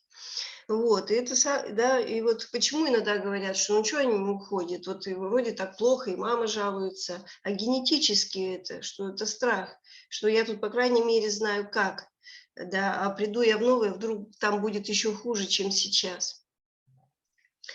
Вот, поэтому наша задача, конечно, думать о созидании, а не о том, что убрать человека.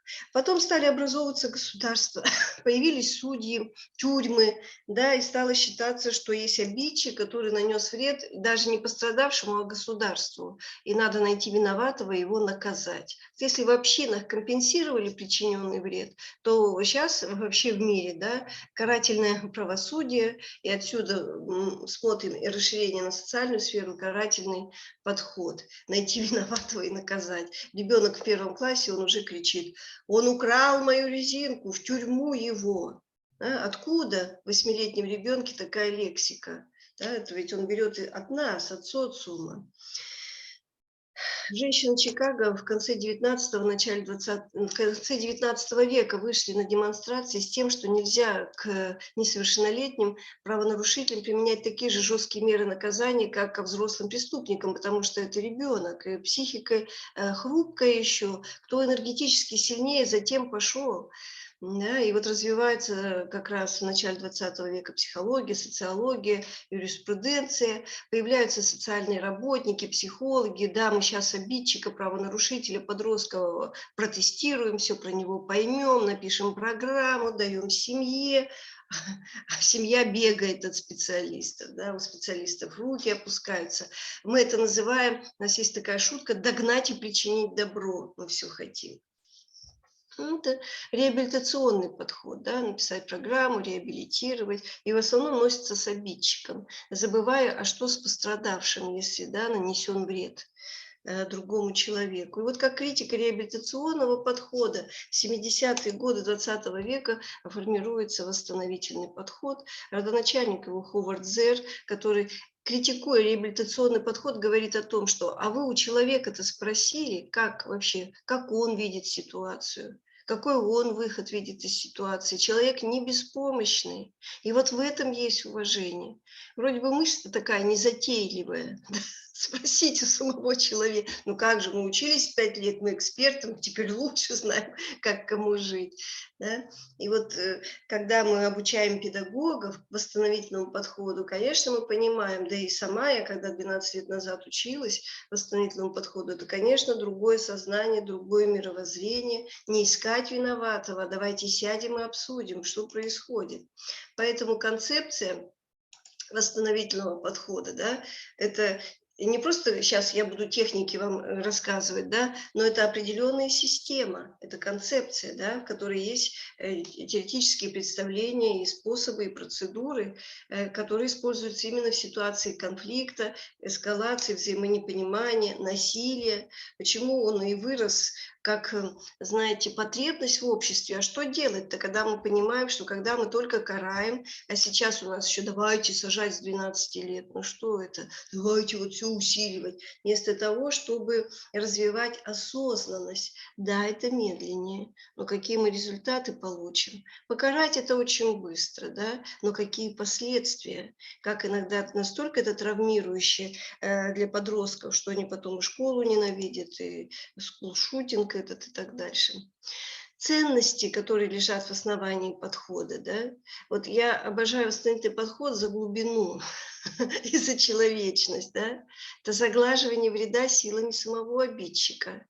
И если даже да, что-то разбил ученик у другого, и у него нет денег, то на совместной встрече обсуждаются, ну, родители оплатят, компенсируют, то будет все равно обсуждаться, а как подросток компенсирует это своим родителям. Ну, помимо того, что сам подросток извинится и принесет совершит восстановительные действия, да, извинится, расскажет. Это вот встреча с обидчиком и пострадавшим, это тоже определенное мужество для обидчика. Вот благодаря этой встрече происходит исцеление пострадавших, потому что у пострадавшего есть возможность рассказать свою историю, что это для него, задать свои вопросы, да, и вот когда извиняются, просят прощения, да, то вот легче человеку становится, который пострадал. И благодаря этому происходит восстановление способности понимать друг друга, потому что одно дело я, да, поругался и больше не увижу человека, а другое, особенно школы, детский сад, не опять сюда приходить. Да, если я прихожу, кто меня сегодня пнет, обзовет, какие пятерки? Да? Выжить бы вот эти 6 уроков. И когда в страхе, в тревоге сознание сужено. Вот. И благодаря вот восстановительному подходу, обратите еще внимание, ценность участия в этом процессе ближайшего социального окружения подростка, кто для него авторитетен, значим, уважаем, на кого подросток может опереться, когда он захочет измениться в лучшую сторону, кто его в этом поддержит. Может быть, это будет тренер, может быть, не знаю, подруга матери и так дальше. Обратите, да, концепция, ценности, а теперь принципы восстановительного подхода. Добровольность участия. Мы можем только предложить. Наталья Владимировна, у нас в презентации не показывает, первый слайд стоит, если вы у себя передвигаете слайды, у нас только первый стоит. Да, спасибо, что сказали. Сейчас еще раз я запущу тогда ее, не знаю, что такое.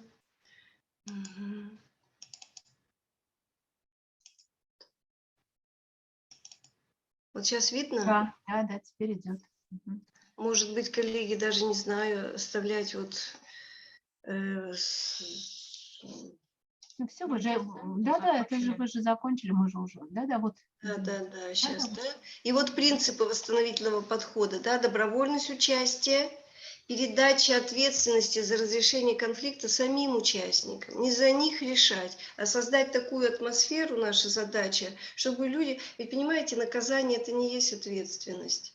Чтобы человек захотел взять ответственность на себя, как это сделать, и вообще развивать в подростках ответственное поведение. Ответственное проживание жизни. И вот восстановительный подход дает такую возможность. Дальше акцент на восстановление отношений. Если вред был причинен, очень важно, и ведущий восстановительных программ, он за этим бдит, да, как будет заглажен причиненный вред. Вовлечение позитивных ресурсов, конфиденциальность процесса. Я не имею права без разрешения сторон разглашать информацию. И вот забота о будущем, не прошлое жевать, я часто говорю, как тряпку, что там когда-то произошло, да, а как сделать, чтобы подобное не повторилось и нам всем было хорошо. И вот через что все это реализуется на практике через определенные виды восстановительных программ. Когда два человека не слышат друг друга, это восстановительная медиация, где появляется фигура посредника, нейтрального, да, который создает условия для того, чтобы люди услышали друг друга, нашли выход сами из своей ситуации, потому что когда люди сами находят выход, они будут это делать. А когда вы за них сказали, ты должен извиниться, ты должен то, но если он тебя, Марья Ивановна, уважает, так уж и быть. Но разве нам это надо? Вот важно, чтобы, понимаете, есть карательный стыд, как тебе не стыдно, как ты мог, а ты о матери подумал. А есть восстановительный стыд, когда я слушаю историю другого, да, вот если я причинил боль, да, то я вот изнутри вот это рождается. Ты прости меня, что я плохо отзывался о твоих родителях. Я больше этого не буду делать. Ну, ценно. Вот, это когда два человека не слышат. Следующая программа «Круг сообщества», о которой я вот сегодня как раз буду поподробнее рассказывать, когда ситуация касается 4 и более человек. У нас бывают круги, когда в них участвуют 60 человек, родители, дети и педагоги, предположим. И есть семейные конференции, когда ребенок оказался в трудной жизненной ситуации, бродяжничает, пьющие родители и так дальше. Ну и восстановительной медиации, семейной конференции надо посвящать отдельный семинар. Да, а сегодня мы про круги сообщества, и вот вы как раз эта тема сейчас у всех на слуху, хотя это было, может быть, всегда, но когда пришел интернет, и когда люди разобщены, и в школах, когда в основном акцент на баллы, на тесты, да, они сидят в затылок дети, а на переменах в гаджетах, да, а поговорить, и особенно вот в мегаполисе все загнанные, все куда-то бегут, и поэтому, да, маленький человек, он, оказывается, никому не нужен. И если не делать развивающую среду, конструктивную, да, вдохновляющую, то вот развивается дикость. Потому что у классных руководителей, почему опять сейчас к воспитанию возвращаются, да, даже в сознании этого нет, формировать здоровый коллектив, именно здоровый. Потому что очень часто ведь сам учитель запускает буллинг. Да? Вот если бы не ты, Сидоров, у нас все было бы хорошо. Да, это все, одной фразой можно запустить. Или там начальная школа, родители, ну как, Марья Ивановна, наш класс? Вы знаете, если бы не один человек, ну что это? У нас есть психологи, которые разработали прямо семинар для педагогов, речь педагога. Знаешь, возвращать их к самим себе. Это ты что делаешь, сама учительница? И вот, конечно, наверное, вы тут и после моего доклада, и до меня обсуждали, что это не только ситуация, да, такая вот точечная, причинение зла обидчикам, жертве, это проблема всего коллектива, где все ответственны за происходящее. И вот эти вот свидетели, которые мечутся, да, одного жалко, но боюсь его поддержать, потому что тоже попаду в изгои. Да, для подростков это важно общение, быть принятым, принадлежать группе. Да. И вот технологии восстановительного подхода, программы, да, способствуют как раз, чтобы этого не было. И вот сегодня мы про круги сообщества, что это за программа, но она направлена в первую очередь на профилактику буллинга, да, ну и вообще конфликтов и напряжения в отношениях. Люди садятся кругом без столов, да, и есть определенные правила. Говорит только тот, у кого символ слова в руках. Вот я вам сейчас его показываю тоже, да. Символ слова всегда запускается по часовой стрелке. Он нужен для того, чтобы хором не говорили, была возможность высказаться у каждого, потому что интересует мнение каждого. Да, есть правило говорить с уважением, слушать с уважением. И нельзя во время круга ходить и выходить куда-то. И в конце круга мы должны договориться, что мы вынесем за рамки нашей встречи. И фигура ведущего, его обязанность, да, создать безопасное пространство для диалога. Конечно, хорошо, когда есть не только ведущий, но и его помощники, волонтеры. Это люди, обученные восстановительному подходу, которые садятся Я в кадре пойду, ладно? Так, микрофончик выключаем. У кого микрофончик-то у нас включен? Вот. И за счет чего создается безопасное пространство? За счет правил, говорить с уважением, слушать с уважением, и говорит только тот, у кого символ слова в руках. Да? И, конечно, он управляет этой коммуникацией, задает темы определенные, ведь конструктивный диалог – это организованный диалог, да, где есть правила, и вот он задает темы, и тоже ведущий по ним высказывается, и перед началом, да, мы, конечно, ставим, уже готовим помещение, расставляем стулья кругом без столов, и за нами доска, на ней листы, потому что ответы участников будут фиксироваться на листах, на больших. Это очень важно, кому-то на слух, кому-то это важно видеть, да, чтобы сущностные вещи не забалтывались, да, кто-то, да, опираясь на это, легче высказываться потом и так дальше. И что нас на это все сподвигло? В свое время я редактировала книгу, вот вы видите внизу зеленым, книга канадских судей «Круги примирения от преступления к сообществу», потому что, как вот я говорила, и карательное правосудие, и восстановительное правосудие, да, сначала было восстановительное правосудие, когда их Хувардзер говорит, что важна встреча между обидчиком и пострадавшим, и появляется фигура медиатора или ведущего, да, и там, если в судебной системе, в восстановительном правосудии, у нас пока его нет, но потихоньку мы к этому в России тоже приближаемся. Там называется это программа по заглаживанию вреда. Вот.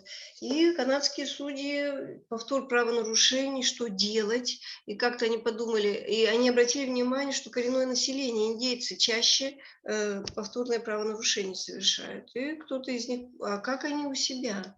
В общинах. Общины сохранились, а индейцы садятся кругом, у них есть трубка мира, и вот они по очереди высказываются и расходятся только после того, как все высказались, нашли решение своей ситуации. И представляете, вот в судебной системе в Канаде они решили так пробовать. Да, и когда, ну, понятно, такой круг готовится, и есть обидчик со своим близким окружением, возможно, пострадавший со своим близким окружением, если он захотел принять участие, может в круге принимать участие судья, прокурор, полицейские. Вот. И решение вот этого совета круга, оно очень часто потом ложится в основание решения судьи. Потому что ведь очень важно вот осознание, чтобы подобное не повторилось, потому что восстановительный подход, как сделать так, чтобы подобное не повторилось, и нам всем было хорошо. И теперь, а потом стали смотреть, ну нет преступления, а вот есть ситуация, можно круг провести? Можно. И в социальной сфере я вам очень рекомендую эту книгу, я в конце выведу ссылки на интернет-ресурсы, и там все это есть. Очень рекомендую, если вы вдохновитесь кругами. Вот.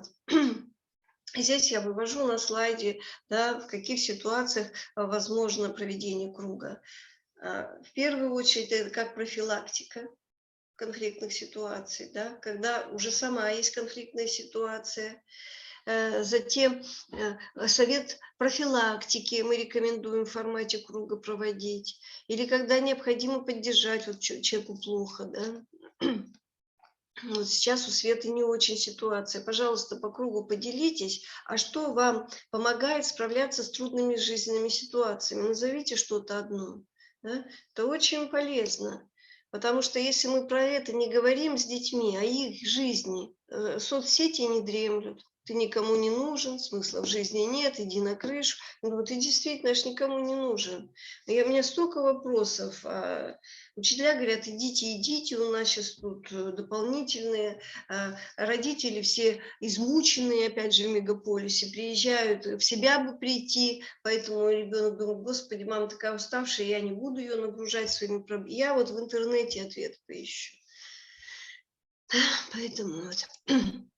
и мной был разработан учебно-тематический план для школьных служб примирения, для педагогов, что, посмотрите, на один круг я заложил туда специально 7 часов, потому что понятно, что круг готовится, да, сначала, если поступает заявка, и кто будет ведущим круга, и кто будут участники, и какие темы на круг задать, потом сам круг, ну и потом мы еще с советом круга анализируем. Ну, 5 лет я одна была, у меня была районная служба примирения, ничего страшного, потому что я так была вдохновлена и на всю жизнь влюблена в восстановительный подход, что я считала, что через это мы обязательно будут эффекты, и они действительно есть.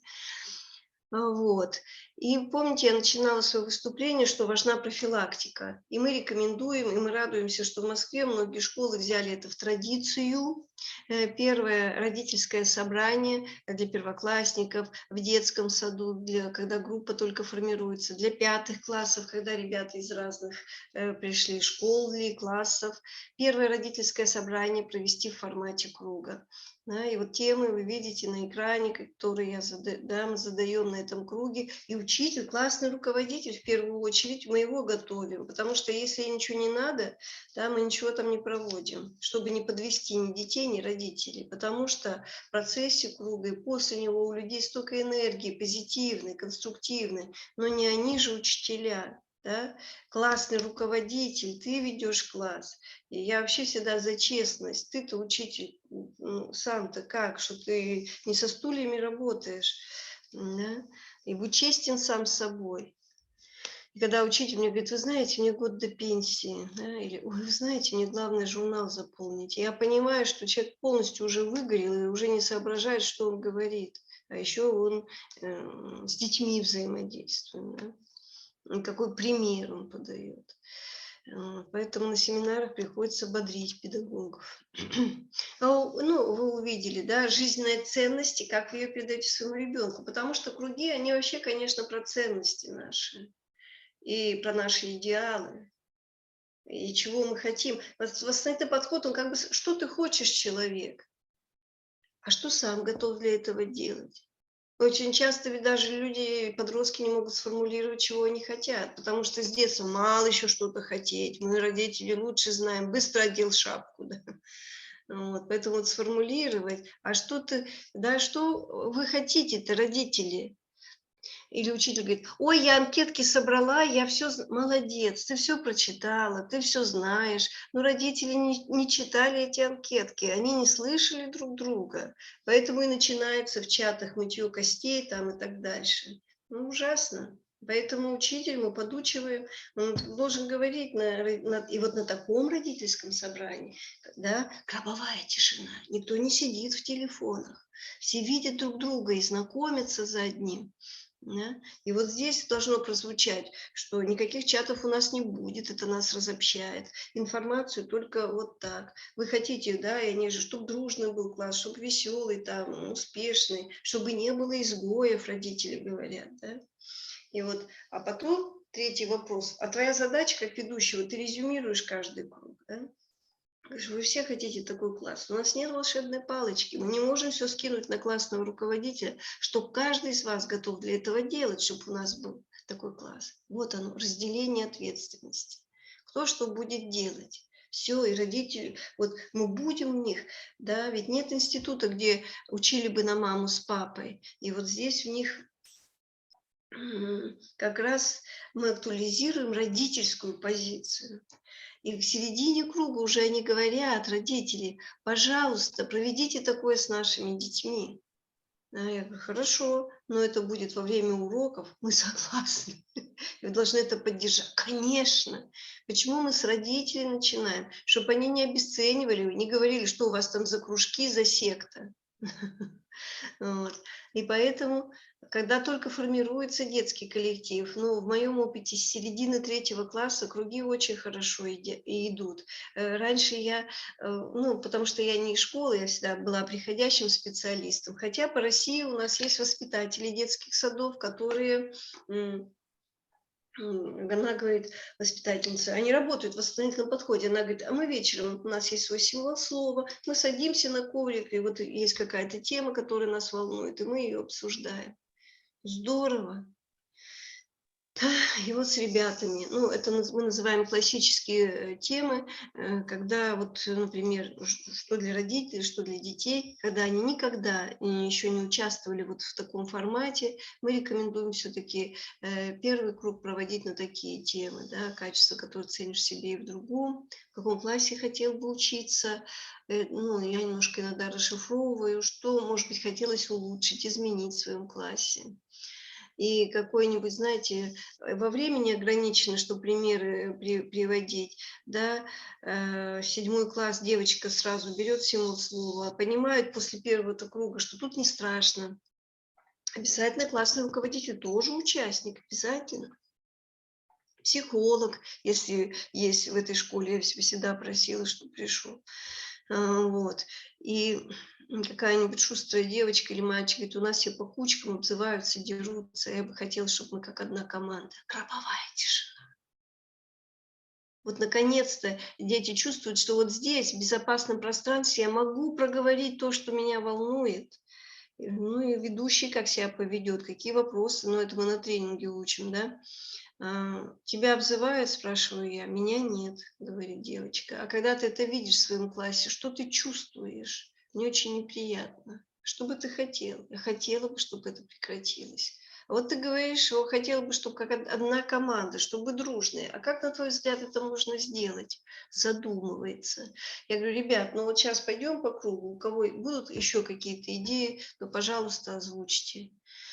Да, или там идет круг, и парень рыжий такой сидит, он уже вроде высказался про идеал класса, да, и до девчонки доходит одной, она говорит, 7 класс, Гера, а их класс передавали из рук в руки, сейчас он достался физкультурнику, мы пока шли на круг, я говорю, он чуть высказывается, а я ему напрямую вопрос задаю, ну, пока еще идем к ребятам, говорю, а вы вообще как, готовы быть классным руководителем? Он говорит, да мне навязали, я не хочу.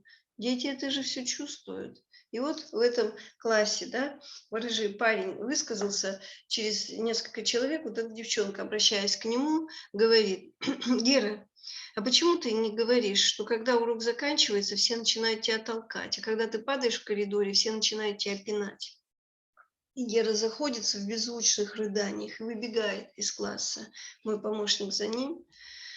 Я говорю, ну, если среди нас есть этот человек, который так делает, если в нем есть мужество, я же не знаю класс, я вот впервые их вижу на круге, то пусть поднимет руку, кто это делает. А тут же все свидетели сидят. Видите, как я говорю? Поднимает руку. Я говорю, как тебя зовут? Саша. Я говорю, Саша, ты для чего это делаешь? Зачем? Вот именно так я спрашиваю. Так же, вот без этого, да, есть такой термин, любопытствующее расспрашивание. А ты для чего это? Зачем? Может быть, впервые задумывается. Помним, да, что буллинг боится огласки. И вот здесь, в безопасном пространстве, да, мы ведь его, тут я не травлю этого Саши, ничего, да, а зачем? Про смыслы, про осознанность задумывается. Я говорю, какие выводы делаешь для себя? Я понял. Да, и дальше, раз он говорит, я понял, я уже дальше не копаю. Тут у нас нет задачи, да, избиения младенцев, а вот осознание. И тогда мы не успели круг закончить, хотя он шел 2 часа, на первый круг надо 2 урока без перемены с 5 класса. Я приезжаю где-то через день, чтобы, я им говорю, когда мы не успеваем, я говорю, ребят, запомните, где кто как сидит, листы нам напоминания, на чем мы остановились, и они уже ждут. И я помню, приехала продолжать, и девчонки ко мне бегут этого класса. Вы знаете, мы ведь после круга побежали в туалет, и все извинились перед другом, мы помирились. Спасибо вам большое. А вы знаете, вот этот Саша-то, он потом с Герой к нему подошел, и они долго что-то разговаривали, потом он с ним в теннис играл, там у них установлены эти столы. Видите? Да? Как вот может все измениться. А у меня сердце сжалось про туалет. Вот у нас место для общения. Понимаете? А педагоги. У нас место, вот пока в голове места не будет по Булгакову, да, оно никогда не найдется. Поэтому где у нас что это, дом дикости и терпимости, школа? или это храм культуры? Мы сами-то, педагоги, между собой договорились, а идеал нашей школы, и что каждый готов для этого делать. Ну, конечно, с педагогов надо начинать. Вот, ну и потом вы видите, вы все хотите вот такой класс, просто время, а сколько историй там, Господи, и сколько всего, и один круг может давать эффекты на полгода, представляете? Да, и что ты готов делать, чтобы у тебя был такой класс? Кто хотел бы начать, поднимите руку, нельзя все время с первым. Вот, и потом, мы же понимаем, если в классе разруха, например, там был 6 класс, его передавали, я пришла к ним в сентябре, и они говорят, ой, в начальной школе у нас учителя менялись каждый год, в 5 дали учительницу ИЗО, она от нас сбежала в конце года, так бравируют, а на самом деле такая боль, мы никому не нужны. Да. И вот мы с ними начали, так как заинтересована очень была классный руководитель, перфекционистка, и сказали, Ирина, не справишься, значит, будем расформировать класс. Да, ведь буллинг ведь там, где еще вот благоприятствуют контексты, да, развивается. И вот мы сели в круг, и это была группа дикарей. Мне все время приходилось напоминать о правилах, и за 2 урока мы успели только вот на второй вопрос, 3 человека успели высказаться. Кстати, я всегда прошу, чтобы сели мальчик-девочка. И когда они только рассаживаются на круг, уже многое, фу, не сяду, если фу, от него воняет и так дальше. Да. Уже вот не надо никаких диагностик проводить, вот тут все видно. Вот, и мы полгода, значит, шли с ними. Потому что очень много обид накопилось друг на друга к 6 классу. Нельзя там, давайте так быстро у нас время. Нет, без суеты мы двигались. Это сейчас я должна быстро говорить, чтобы побольше поделиться. И мы, конечно, понимаем, что когда разруха, одного круга будет недостаточно. Поэтому я разработала такой вот учебно-тематический план цикла занятий «Учусь общаться». Вот. Ну, будет желание, готова выслать там про то, что я сегодня говорю. Да, и книгу, и эти программы. Кстати, с Антоном Юрьевичем мы написали, ну, это пошло на конкурс психологических программ, программу «Круг сообщества», и она получила гриф для использования в образовательных организациях Федерации психологов России. Вот. И вот 5 занятий больше я не могла, потому что я из центра, чтобы поддержать то конструктивное, что вышло на круге. Понимаете? Без иллюзий. Если там разруха, как потом поддерживать? И во всех этих занятиях в первую очередь принимает участие классный руководитель. Вот. А потом, конечно, мы смотрим,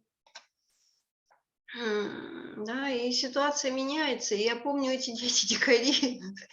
Я видела, как у нас на эту работу ушло полгода. Кстати, родители сказали, давайте совместный круг проведем. И я тогда переживала, но это было в начале моей практики. Выдержат ли дети, 6-классники, после уроков? Круг у нас шел с 6 до 10 вечера. Ребенок-родители не сидели. И, Господи, дети были так счастливы.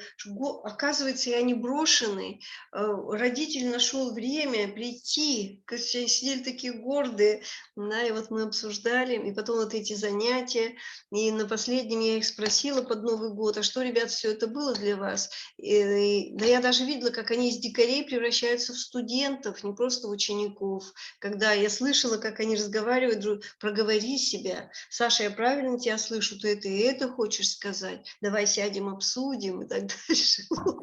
И когда я их спросила, что все это было для вас, они мне сказали, вы из грязи сделали стразы. Одна девочка сказала. Они все понимают.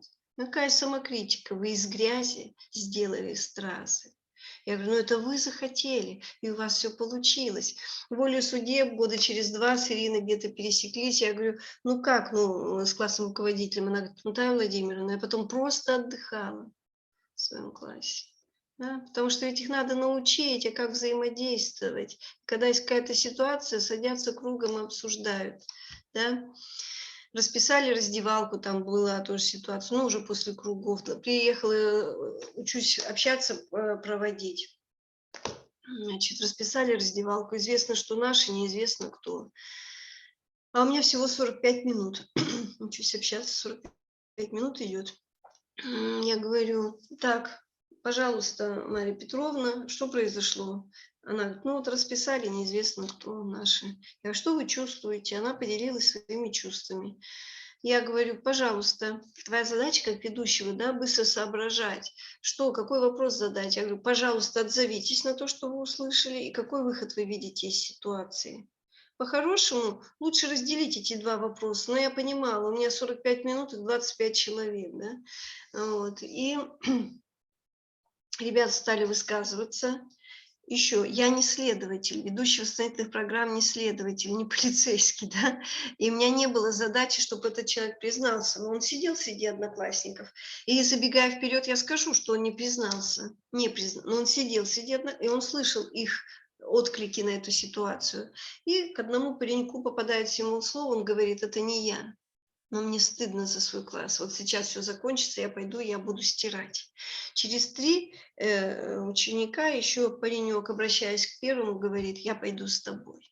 И я считаю, это самое ценное, что произошло на круге. Да, когда ровесники друг друга воспитывают и учат, и открываются друг другу по-другому. Когда их в конце круга спрашивали, ребят, что это было для вас, мы стали добрее, мы стали дружнее.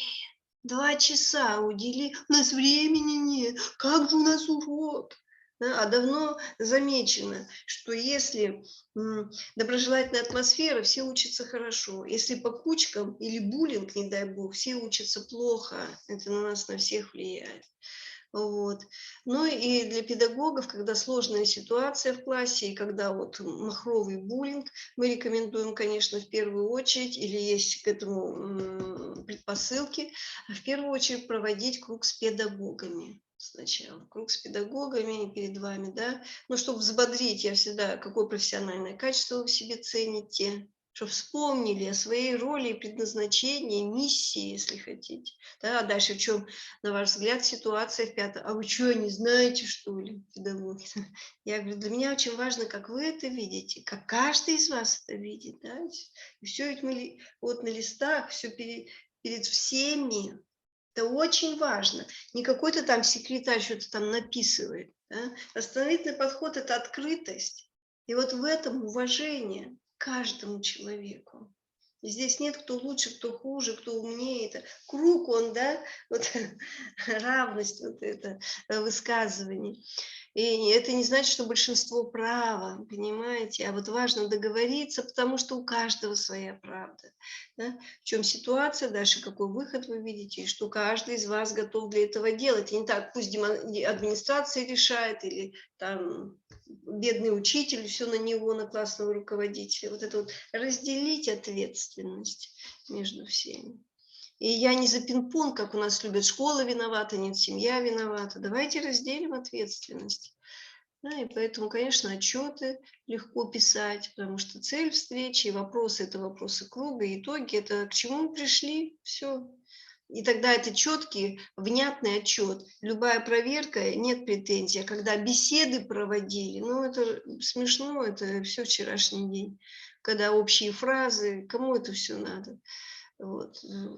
Коллеги, в первую очередь я считаю, что важно, чтобы наша собственная деятельность была осмысленная. Да? Чем я занимаюсь, что я делаю, зачем, для чего, из какой позиции. Тогда любая проверка мне не страшна, потому что любой вопрос, у меня есть ответ, потому что я осознанно, осмысленно это делаю.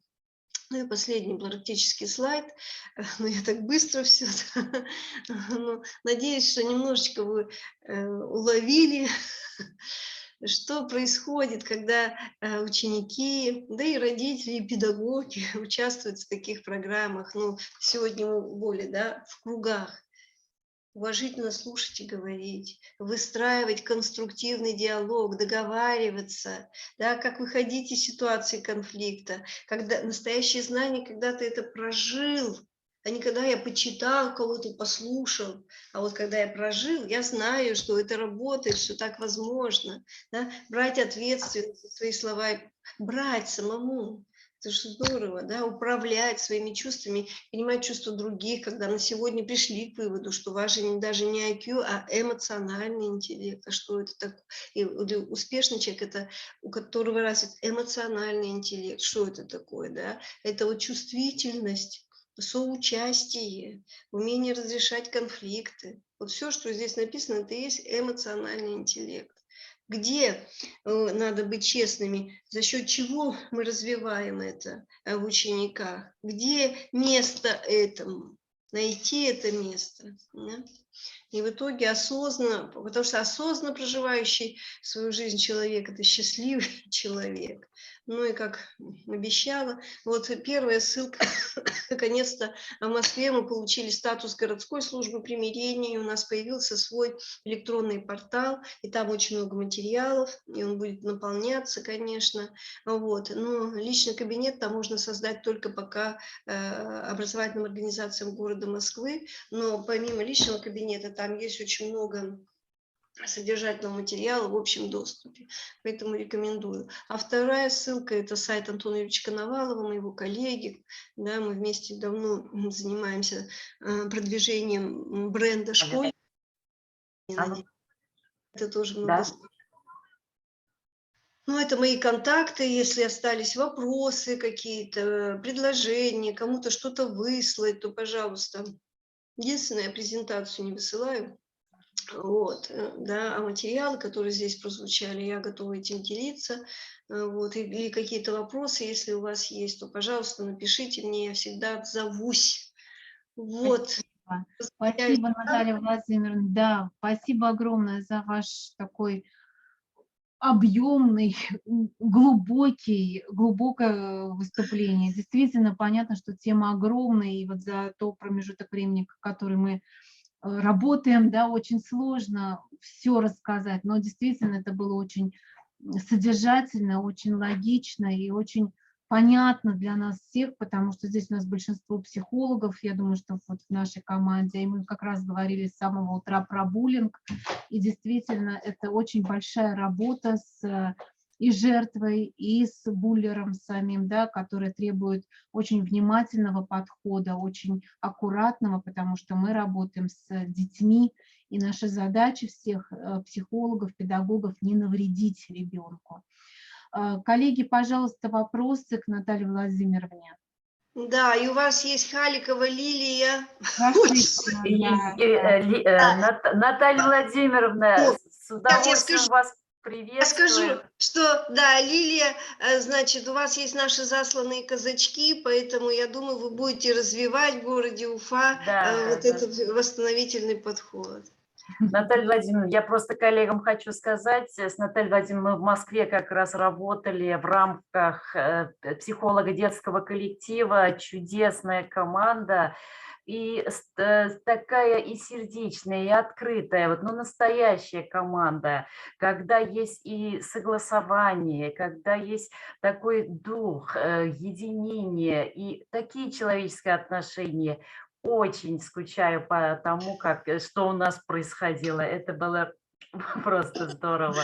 Да. Благодарю. Спасибо, что вы на нашей конференции. Спасибо, Наталья Владимировна. Коллеги, потому что восстановительный подход там невозможно по-другому. В тебе просыпается в самом самое лучшее. И тебе хочется самому быть все лучше и лучше. И, естественно, подобное притягивает подобное. Да? И ты притягиваешь такие... Вот, коллеги, 12 лет моей жизни последние, это годы счастья. Да. Понимаете, я вам всем желаю. Это просто чудо какое-то.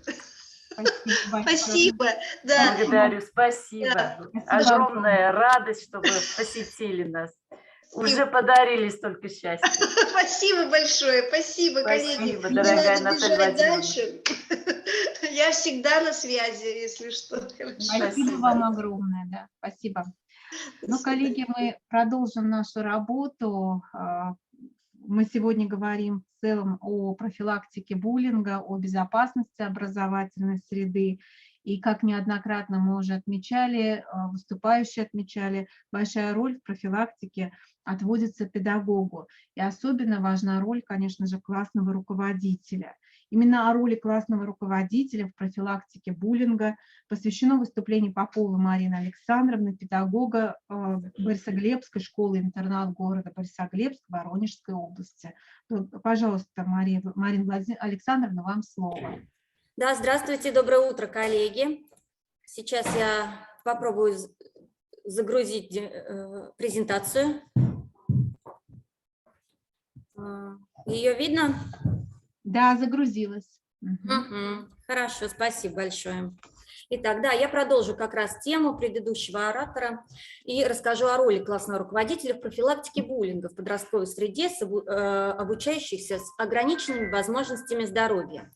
И вот важным показателем психологически компетентного педагога является создание благоприятного социально-психологического климата в классе. Самые актуальные задачи воспитания наиболее эффективно решаются, если разумно организовать жизнедеятельность ученического коллектива. Исходя из наблюдений за обучающимся класса, по данной проблеме следует выделить эффективные способы формирования учителем психологического климата. Это и включение в жизнедеятельность класса различных видов искусств, использование игр, формирование общих традиций, создание ситуации коллективного сопереживания значимых событий, стремление к эмоциональному включению в жизнь класса каждого ребенка, наличие активной позиции педагога по отношению к классному коллективу и привнесение общечеловеческих ценностей в жизнь классного коллектива. Начиная или продолжая работу с детским коллективом, классному руководителю, конечно же, необходимо знать, как относятся друг к другу все члены коллектива, значим ли для них коллектив, в котором находится длительное время вместе, каковы основные особенности взаимоотношений в классе. Для создания наилучшего психологического климата в классе классному руководителю, конечно же, для начала нужно изучить особенности коллектива. И вот для выявления различных характеристик детского коллектива можно использовать следующие методики, например, социометрию. Целью социометрического исследования является изучение взаимоотношений обучающихся в коллективе и определение лидеров в классе. Каждый ученик получает список всего класса и выполняет следующее задание. Ну, например, у тебя есть деньги, сумма которых позволяет тебе купить подарки только 3 одноклассникам. Отметь, кому бы ты хотел сделать подарок. И дети выбирают. Либо такая ситуация. Прошло 10 лет после окончания школы, и у тебя появилась возможность встретиться только с 3 бывшими одноклассниками. С кем бы ты хотел встретиться? Запиши их фамилии. Следующий прием называется фотография класса. Обучающимся класса предлагается выступить в роли фотографов и сделать снимок своего класса. Для этого каждый ученик получает лист бумаги, на котором он должен разместить сам всех обучающихся и классного руководителя на групповой фотографии. Анализируя полученные фотографии, классный руководитель должен обратить внимание на то, в каком месте на фотографии ученик располагает себя, своих друзей, своих одноклассников и классного руководителя, с каким настроением он выполняет эту работу. Еще одним приемом для выявления проблем является игра «Альпинист». На доске делается рисунок горы и поясняется. Итак, представьте себе, что каждый из вас – это альпинист. И теперь пик горы – это вершина, да? Это по-настоящему дружный класс, это коллектив, где все помогают друг другу, не сплетничают, не обзываются. А какой высоты достигли вы? И дети отмечают положение своего класса в баллах. Потом мы баллы суммируем, и после этого сумма делится на количество опрошенных. Получаем средний балл. Но этот балл озвучивается детям, и на доске делается соответствующая отметка. Ну, как правило, у нас в классе эта отметка 6-7 баллов. Вот. Есть к чему стремиться, можно сказать. Далее, у подростков в их возрасте, конечно же, происходит множество конфликтов. И подростки разрешают конфликтные ситуации в форме обвинений, агрессии, требований. В результате создается ситуация буллинга. Одной из причин создания ситуации буллинга у мальчиков является комплекс неполноценности, который возникает одновременно со стремлением к признанию лидерства. Девочки же создают ситуацию буллинга через высмеивание, создание интриг против жертвы. Они наклеивают ярлыки, дают обидные прозвища, распространяют сплетни, слухи. И буллинг имеет, конечно, большое распространение, к сожалению, в мире и существовал во все времена. И с данной проблемой борются уже давно, но навсегда решить эту проблему, конечно, невозможно. И я, как классный руководитель, должна способствовать этому и проводить мероприятия по профилактике буллинга. Ведь учитель должен организовывать совместную коллективную деятельность, создавать условия для самоопределения личности в группе и поддерживать благоприятный социально-психологический климат в коллективе подростков. я предлагаю некоторые игры и упражнения на сплочение ученического коллектива. Ну, например, для начала можно разработать правила и законы нашего класса. Эти правила должны быть понятны детьми, приниматься ими. Дети должны иметь возможность принять участие в создании правил своего класса, а учитель напоминает ребятам, что такое правило, и что только тогда они становятся законами, когда они записаны на бумаге, принимаются и понимаются людьми. И они записывают сами эти правила. Ну, можно туда ввести различные, например, называть друг друга только по имени, или там помогать в делах по классу, или помогать ребенку, однокласснику в выполнении домашнего задания, если у него возникают с этим трудности. То есть можно разработать различные правила, которые примут все ученики. Следующая игра, которую мы проводим с ребятами, игра «Клубочек». Вот дети становятся в круг, а учитель обматывает большой палец правой руки нитью. Затем передает клубок следующему ребенку, называя его по имени и так далее. Все дети и учитель соединены одной ниточкой. Клубок должен вернуться к учителю, проделав полный круг. Затем одновременно все аккуратно снимают ниточку с пальцев и кладут ее на стол. Внимание детей нужно обратить на то, что ниточка не порвалась, и ребята в классе всегда будут так же крепко дружить. В заключение, конечно, можно попросить детей вспомнить пословицы и поговорки о дружбе. Еще одна игра – это «Выбери партнера». Мы играли, допустим, с обручем. И дети становятся в круг, берут в руки обруч и одевают его на того участника, кому хотят сделать комплимент. Сначала, конечно, я показала сама пример, сформировала пару, а потом уже это начали делать дети. Вы знаете, это казалось очень трудным для ребят. Если на первом слайде мы видим, что девочка, когда пыталась одеть обруч на мальчика, мальчик всячески отнекивался. Он не хотел попадать в этот обруч, он отворачивался. И когда мы все-таки добились того, что он попал в этот обруч, мы видим, что он отклонялся, он не хотел смотреть на девочку, лицом к лицу к ней поворачиваться, и уж тем более что-то говорить.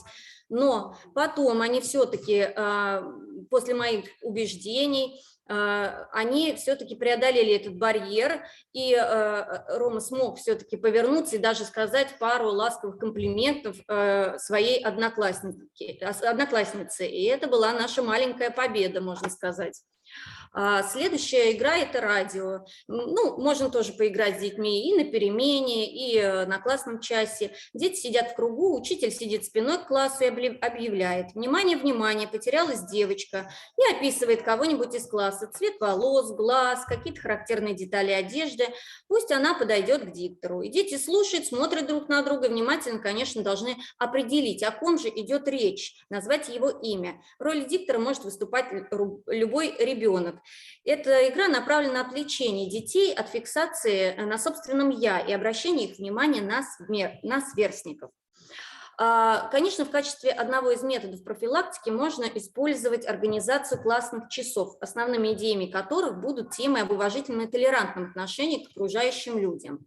Ну, например, у нас проходил классный час на тему «Жизнь без конфликтов», целью которого явилось познакомить обучающихся с основами бесконфликтного общения, сформировать представление различных вариантов человеческого общения, познакомить их с понятиями конфликт, компромисс и учить управлять своими эмоциями в ситуации конфликта, принимать правильное решение, находить компромисс.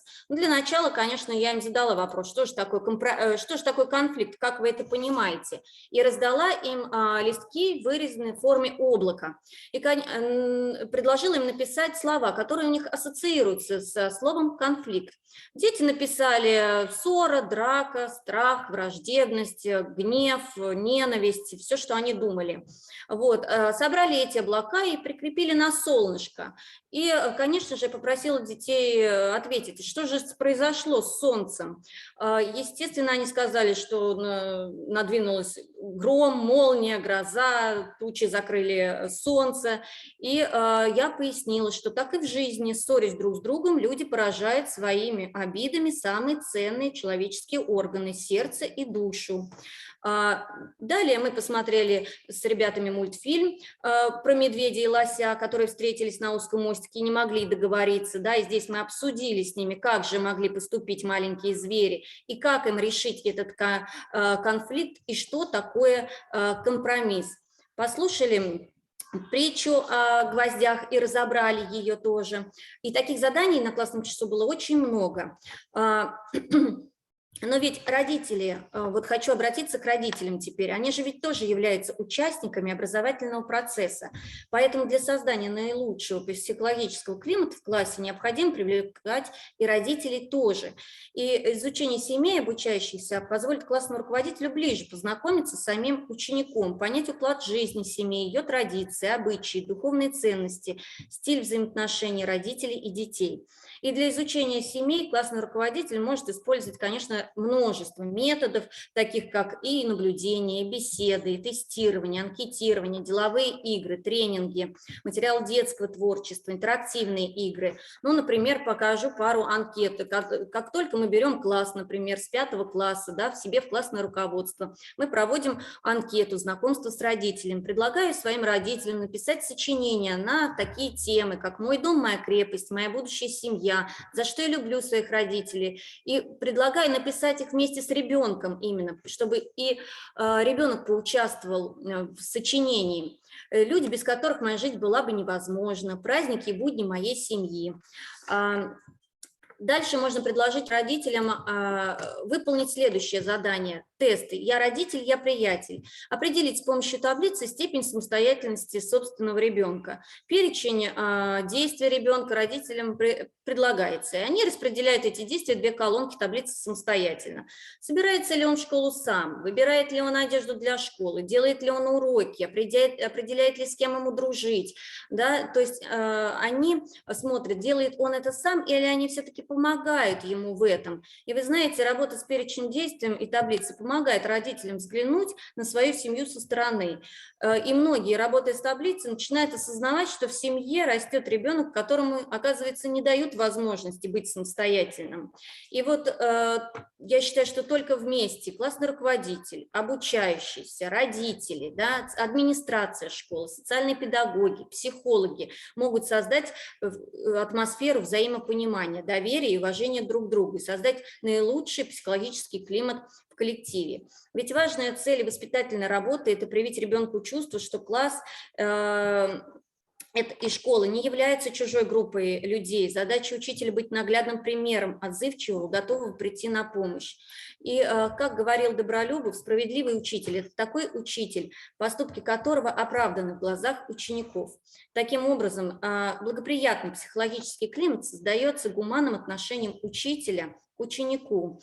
Поэтому педагогам необходимо осознавать, что создание этого благоприятного психологического климата помогает ребенку чувствовать себя спокойно, уверенно и комфортно на занятиях, помогает раскрыть свои личностные качества и адаптироваться в сложных ситуациях. Спасибо большое за внимание. Теперь выключить мне. Марина Владимировна, Марина Александровна, извините, спасибо вам большое за ваше выступление. Уважаемые коллеги, есть ли вопросы к докладчику? Иди сюда.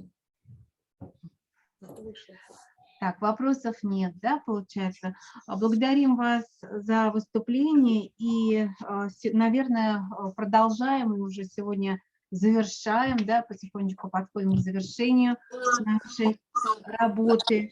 В целом мы будем говорить, наверное, сегодня мы можем сказать, что в целом, говоря о рисках современного детства, мы называем еще с вами и цифровые риски.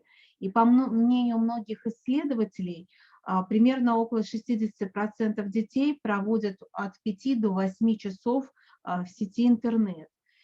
Как минимизировать данный риск, поделится Мишина Ольга Владимировна, учитель начальных классов Борисоглебской школы-интернат города Борисоглебск Воронежской области. Пожалуйста, Ольга Владимировна, вам слово.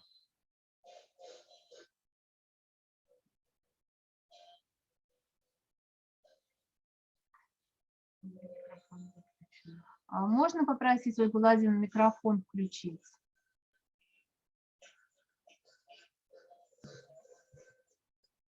Угу.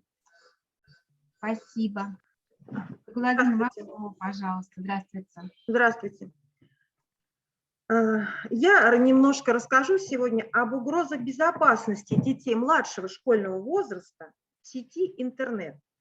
Конечно, интернет – это величайшее изобретение человечества. С его помощью легко обеспечить всестороннее развитие личности и увлекательное времяпровождение. Для детей интернет – это не только виртуальный учебный класс и игровая площадка, он также прекрасно подходит и для обучения, и для развлечения. Многие из этих развлечений могут нашим детям помочь развивать общительность, научиться самовыражению и обрести уверенность в себе. И хотя интернет бесспорный, превосходный источник знаний, в нем можно найти вещи, которые не подходят для ребенка. Определенные действия в интернете, они не подходят взрослым, ну и уж точно не предназначены для психики малыша. Безопасность сети – это вопрос, актуальность которого касается абсолютно всех возрастов. Но когда речь заходит о ребенке, который в силу своего возраста получает доступ к компьютеру или смартфону, шутки отпадают в сторону. В России действует федеральный закон о защите детей об информации, причиняющей вред их здоровью и развитию. Закон этот запрещает распространение нежелательной информации среди детей в зависимости от их возраста. Это относится не только к интернету, но и к фильмам, кино, книгам, тоже попадает под ограничения. Их существует 5 видов информационной продукции по возрастным категориям. Я не буду подробно на них останавливаться. Вся эта информация стала маркироваться с 1 сентября 2012 года. Но, конечно, не маркировка контента не гарантирует полной информационной безопасности детей в интернете. Сейчас я перечислю кратко и охарактеризую основные конкретные угрозы интернета для детей. Это киберпреступность. Под этим термином понимают широкий спектр нарушений закона, от вымогательства личных данных до вовлечения несовершеннолетних в торговлю наркотиками. Кибербуллинг – это психологическое насилие. Сегодня очень много педагоги говорили о буллинге, к сожалению, он еще бывает и кибербуллинг. И является тоже острой социальной проблемой. И свое развитие он как раз получил благодаря стремительному развитию социальных сетей. Если ребенок становится злым, агрессивным, раздраженным, дерганым после общения в сети, это как раз и может быть признаком травли или конфликтов. Возможно, малыш как раз и подвергается психологическому давлению, издевательствам, угрозам. Виртуальные хищники – одна из проблем. К сожалению, гнусных людей много. Их полные в реальной жизни, но еще больше виртуальные. Интернет-хищники в качестве своих жертв выбирают самые уязвимые слои населения. Конечно, это дети. Опасность общения с ними заключается в том, что преступник легко маскируется, выдавая себя за положительного персонажа. И путем нехитрых манипуляций он склоняет ребенка к незаконным действиям, но в том числе и сексуального характера. Также какая проблема? Виртуальная преступность. Это разглашение конфиденциальной информации. С каждым годом эта проблема становится все острее. Находясь в сети, дети могут быть жертвами преступников, даже не догадываясь об этом. Виртуальное общение с незнакомцем чревато разглашением информации. Адреса, телефоны, место локации, маршруты. Утечка личной информации может привести к серьезным проблемам. Ведь дети предоставляют информацию не только о себе, но и о своей семье. И ребенок, как правило, пользуется устройством родителей для выхода в интернет. Поэтому злоумышленники могут похитить личные данные, после которых впоследствии могут быть использованы в корыстных целях. Еще какая проблема? Киберхулиганы. В интернете, как и на любой игровой площадке детской, одни люди приятны, другие нет. И дети, и взрослые с помощью интернета могут изводить и запугивать других детей, начинают придумать прозвища, а заканчивают физическими угрозами. Например, дети иногда могут даже отправлять угрожающие комментарии друг другу, неприличные изображения или получать через службу мгновенных сообщений или блогов. Еще одна угроза есть – это доступ к неприличному или, по-другому сказать, нежелательному контенту. Этот могут быть и сцены насилия, которые причиняют вред живым существам, и порнографический материал, и другое. Можно понимать, что рано или поздно, конечно, любой ребенок столкнется с подобным контентом, а как бы мы ни старались это предотвратить. Но для меня, наверное, самой страшной угрозой, с какой я сталкиваюсь, это аддикция, то есть интернет-зависимость. это отклонение в поведении, при котором у человека нарушается чувство реальности, теряется ощущение времени, утрачивается критическое мышление, ограничивается руководство своими поступками. Ребенок становится менее активным, нарушается цикл сна, бодрствования, наступает психическая и физическая зависимость. И, как ни странно, механизм формирования схож с никотиновой и алкогольной и наркотической зависимостью, хотя при этом интернет-зависимость, ведь нет прямого действующего вещества. Это не химическая, а исключительно психическая зависимость, влияющая, впрочем, не на рецепторы в центрах удовольствия. Как ни прискорбно, интернет-зависимость сейчас наблюдается даже у малышей-дошкольников. И среди моих учеников, конечно, найдутся немало детей, которые пользуются своим планшетом или планшетом своих родителей. Ведь это очень удобно родителям. Включить им развивающую игру и мультик и забыть на время о них.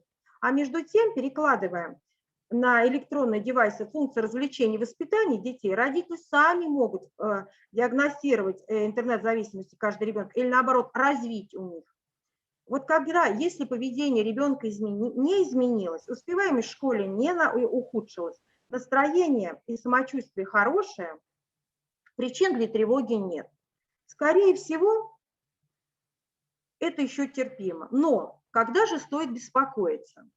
Если ребенок стал проводить время за компьютером больше того времени, чем прежде, то есть больше 6 часов, если виртуальное общение для него стало важнее, чем реальное, он пропускает школу, перестал выходить на улицу, если наблюдается нарушение сна, аппетита, изменение привычного его ритма жизненного, если ребенок стал склонен к частым перепадам настроения и неадекватно, очень часто агрессивно реагирует на просьбу выключить компьютер, выход в интернет, и если при невозможности быть онлайн, он тревожен, угнетен и вспоминает как раз все время о делах в сети. Вот здесь и надо бить тревогу. Многие родители в этой ситуации идут на крайние меры. Они принципиально лишают своих детей любых устройств, доступных к интернету, до определенного возраста. И этот метод не самый гуманный, да и не самый эффективный. В конце концов, мальчик или девочка могут взять и попользоваться интернетом или взять какой-нибудь гаджет у других детей, у которых нет таких ограничений. Вывод нужно искать более радикальный и более эффективный. Я сейчас зачитаю. Как же бороться? Я сейчас назову советы, которые я даю именно родителям своих воспитанников. Во-первых, как и любую болезнь, интернет-зависимость проще не допустить, чем потом лечить. Поэтому лучше заниматься профилактикой. А именно, как только ваши дети начинают пользоваться интернетом, необходимо установить четкие правила отношения того, когда и как они могут его использовать. Расскажите им об опасности и о том, почему им необходимо соблюдать семейные правила, чтобы избежать неприятностей и весело проводить время в интернете. Учите ребенка здравому смыслу. Он должен понимать, что некоторые вещи, например, такие как имена, должности родителей, адреса, пароль, никому никогда нельзя рассказывать. Лучший способ борьбы с агрессором в сети – игнорирование. Помогите ребенку, научите его пользоваться черным списком. Если в травле участвуют ученики школы, необходимо сообщить это учителям или школьному психологу. Но уж если ситуация вышла из-под контроля, конечно, правоохранительные органы. Родители, установите антивирус, ведь только он будет блокировать подозрительные программы, которые ребенок может нечаянно скачать на компьютер, которыми нередко пользуются хакеры. Кроме того, еще антивирус может и предупредить ребенка о переходе на подозрительные ссылки, который может позволить мошеннику дистанционно управлять устройством пользователя. Также рекомендую установить родительский контроль. Существует сейчас большое количество различных программ, которые ограничивают доступ к подозрительным сайтам, помогают контролировать действия, безопасность детей в сети, лимитируют время пребывания в интернете. С этой задачей, например, в настоящее время очень хорошо справляется мобильное приложение, я своим родителям о нем очень много уже рассказывала, «Где мои дети?». Программа легко устанавливается и позволяет контролировать использование смартфона ребенка. Вообще, конечно, нужно, не только можно, но нужно ограничивать доступ к социальным сетям и другим платформам, особенно в часы занятий ребенка. Тогда уж точно, но мои дети маленькие, а чуть постарше, те, которые не будут отлынивать от просмотра уроков. Уделять больше половому вниманию воспитанию детей. А если уж родители не поднимали эту тему, самое время это начать сделать. Гораздо лучше, если ребенок узнает достоверную информацию от вас, чем сомнительные вещи от кого-то во дворе, в школе и тем более в социальных сетях. Еще раз остановиться на ограничении времени. Еще один момент, в котором должны быть четко прописаны границы. Если этого не сделать, ребенком с каждым днем все будет больше и больше пропадать в паутине виртуальности. С большей долей вероятности эта пагубность скажется на их реальной жизни, на успеваемость, на отношения со сверстниками, психическим здоровьем. И, конечно, постоянный контроль со стороны родителей. Возможно, ребенок будет смущаться этому, что родители у него в друзьях, может даже будет ограничивать видимость своей активности в социальных сетях. Ничего страшного, постепенно он к этому привыкнет. Родителям надо стараться расположить все компьютеры, устройства так, который подключен к интернету, чтобы все дети находились в центре внимания, в гостиной, в общей комнате. Это касается, кстати, игровых всех устройств, когда ваши дети в интернете, чтобы папа или мама легко могли видеть и слышать, чем он занимается. Конечно, родителям важно знать, для чего дети используют интернет, чем он там занимается, быть в курсе событий, в какие игры он играет и так далее. Изучить их профили в сообществах, чтобы узнать, как они себя представляют в интернете, и убедиться, что они не делятся лишними сведениями. Конечно, дети зачастую интуитивно чувствуют, когда что-то не так. Вот приучать надо детей к доверию своим инстинктам и немедленно сообщать взрослым. Нужно понять им, что их не лишают компьютера и не накажут, если они расскажут о чем-то о плохом, о своих увлечениях. Что же нельзя делать? Я не рекомендую наказывать за увиденный нежелательный контент. Например, вы увидели вот в истории браузера ребенка порнографию, не надо ругать дочь и сына, спокойно поговорите с ним об этом. Не стоит, конечно, маниакально контролировать все социальные сети ребенка, особенно читать их переписки, потому что чем старше будут дети, тем острее будут воспринимать они вторжение в свое личное пространство. Чрезмерный контроль, он тоже может навредить или оттолкнуть детей от родителей. Нельзя забирать у ребенка смартфон и заниматься его тотальным исследованием. Это не самая лучшая мера. Это подарит доверие и быстро научит, кстати, ребенку заметать следы. Дети овладели интернетом, социальными сетями быстрее, чем их родители. Я вообще считаю, что дети маленького возраста в интернете вообще делать нечего. Особенно до 7 лет, до школы. Им достаточно скачать игры, мультфильмы и не выпускать с интернета. И только тогда, когда дети поступают в школу, делать только первые шаги по вхождению в этот мир. Потому что если ребенок оказывается в интернете раньше, это родительская блажь. Необходимости в этом нет. Ну и, конечно же, чтобы в жизни ребенка было много увлечений, активностей, которые занимали бы его время по-настоящему и были бы интересны. Лучше научить ребенка кататься на роликах, подарить аквариум с рыбками, пополнить запас настольных игр. И не менее важно, чтобы свои увлечения ребенок мог обсудить с родителями, встретить живой отклик, неподдельный интерес тогда, когда ему понадобится искать помощь, понимание в виртуальной жизни. И не забывайте о том, это я обращаюсь к родителям, не надо забывать о том, что родители лучший пример для ребенка, поэтому лучше выключить компьютер и сходить всей семьей на пикник. Это и станет лучшей профилактикой интернет-зависимости. Всегда надо помнить, что ребенок – это ваше отражение в зеркале. Спасибо.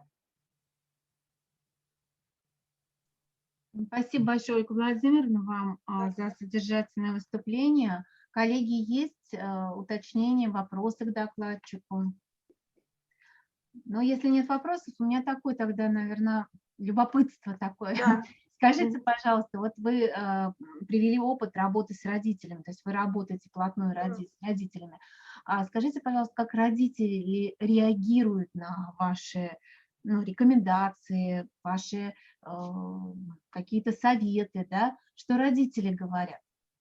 Вы знаете, родители как раз и спрашивают у меня советы. В первую очередь с этими проблемами, интернет-зависимость, почему я аддикцией занялась, изучать ее, меня родители на это попросили, потому что проблема-то у родителей, которые теперь раньше позволили им пользоваться, а теперь не могут лишить их от удовольствия, игр, развлечений и так далее. С удовольствием родители слушают, я им и делала уже анкеты, и, во-первых, анкетирование вначале прошло, очень многие родители, больше 60% моих детей в классе, вот именно проблема, для них это большая проблема. Поэтому с удовольствием слушают, принимают, и вместе мы над этой проблемой работаем совместно. Спасибо большое. Коллеги, есть еще вопросы к Ольге Владимировне? Но если нет вопросов, то тогда мы будем потихонечку завершать. Я благодарю коллег из Борисоглебска за столь большое количество выступлений, содержательные доклады ваши, и ваш такой опыт очень интересный и действительно заслуживающий большого внимания по работе с детьми, с особыми детьми, насколько я понимаю, да, ваша организация. Да, у нас дети особенные. Да, с особыми детьми. Благодарю ваш коллектив за такую включенность, за интересный опыт, с которым вы с нами поделились. Ну и завершая сегодняшнюю работу, коллеги, хотелось бы сказать, наверное, о том, что эффективность профилактики буллинга, все-таки мы больше о нем говорили, вот о кибербуллинге, да, в общеобразовательной организации будет, конечно же, зависеть от того, насколько она носит системный, а не эпизодический характер и реализуется на следующих уровнях, как мы сегодня уже и услышали, это личностный уровень, это групповой уровень, и это, конечно же, общешкольный уровень, и это семейный уровень. Создание образовательной среды, свободной от насилия, способствует развитию и самореализации обучающихся, формированию у них здорового, безопасного образа жизни, станет возможным, на наш взгляд, да, и я думаю, что каждый согласится, когда станет возможным внедрение антибуллинговых программ. И, наверное, наибольшей эффективности в предотвращении буллинга смогут добиться программы, которые ориентированы на внедрение восстановительных технологий и принципов медиации. Ну, наверное, вот этими тезисами мне бы сегодня хотелось завершить работу нашей секции. Я благодарю сегодня всех выступающих, которые представили свой опыт, практику профилактики буллинга, профилактики конфликтных ситуаций, профилактики интернет-рисков и вообще рисков и угроз современного детства. Коллеги, если есть что сказать, можно высказаться. Да, хотели бы поблагодарить всех, кто присоединился, смог присоединиться к нашей конференции, поучаствовать, даже не выступая. Да. Я думаю, что это очень ценный опыт, да, с которым с нами поделились коллеги, и хотелось бы, чтобы этот опыт послужил и другим, да, примером, важным знаком, да, для того, что это значимая работа, ее нужно вести, ее нужно продолжать, да, и так вот совместно обсуждать, приходить к каким-то важным тоже решениям. Спасибо всем за участие, очень рады были. Спасибо, коллеги. Спасибо. Большое спасибо за приглашение. Спасибо, коллеги. Мы прощаемся, точнее не прощаемся, а говорим вам до свидания, до новых встреч. Спасибо, до свидания. До свидания.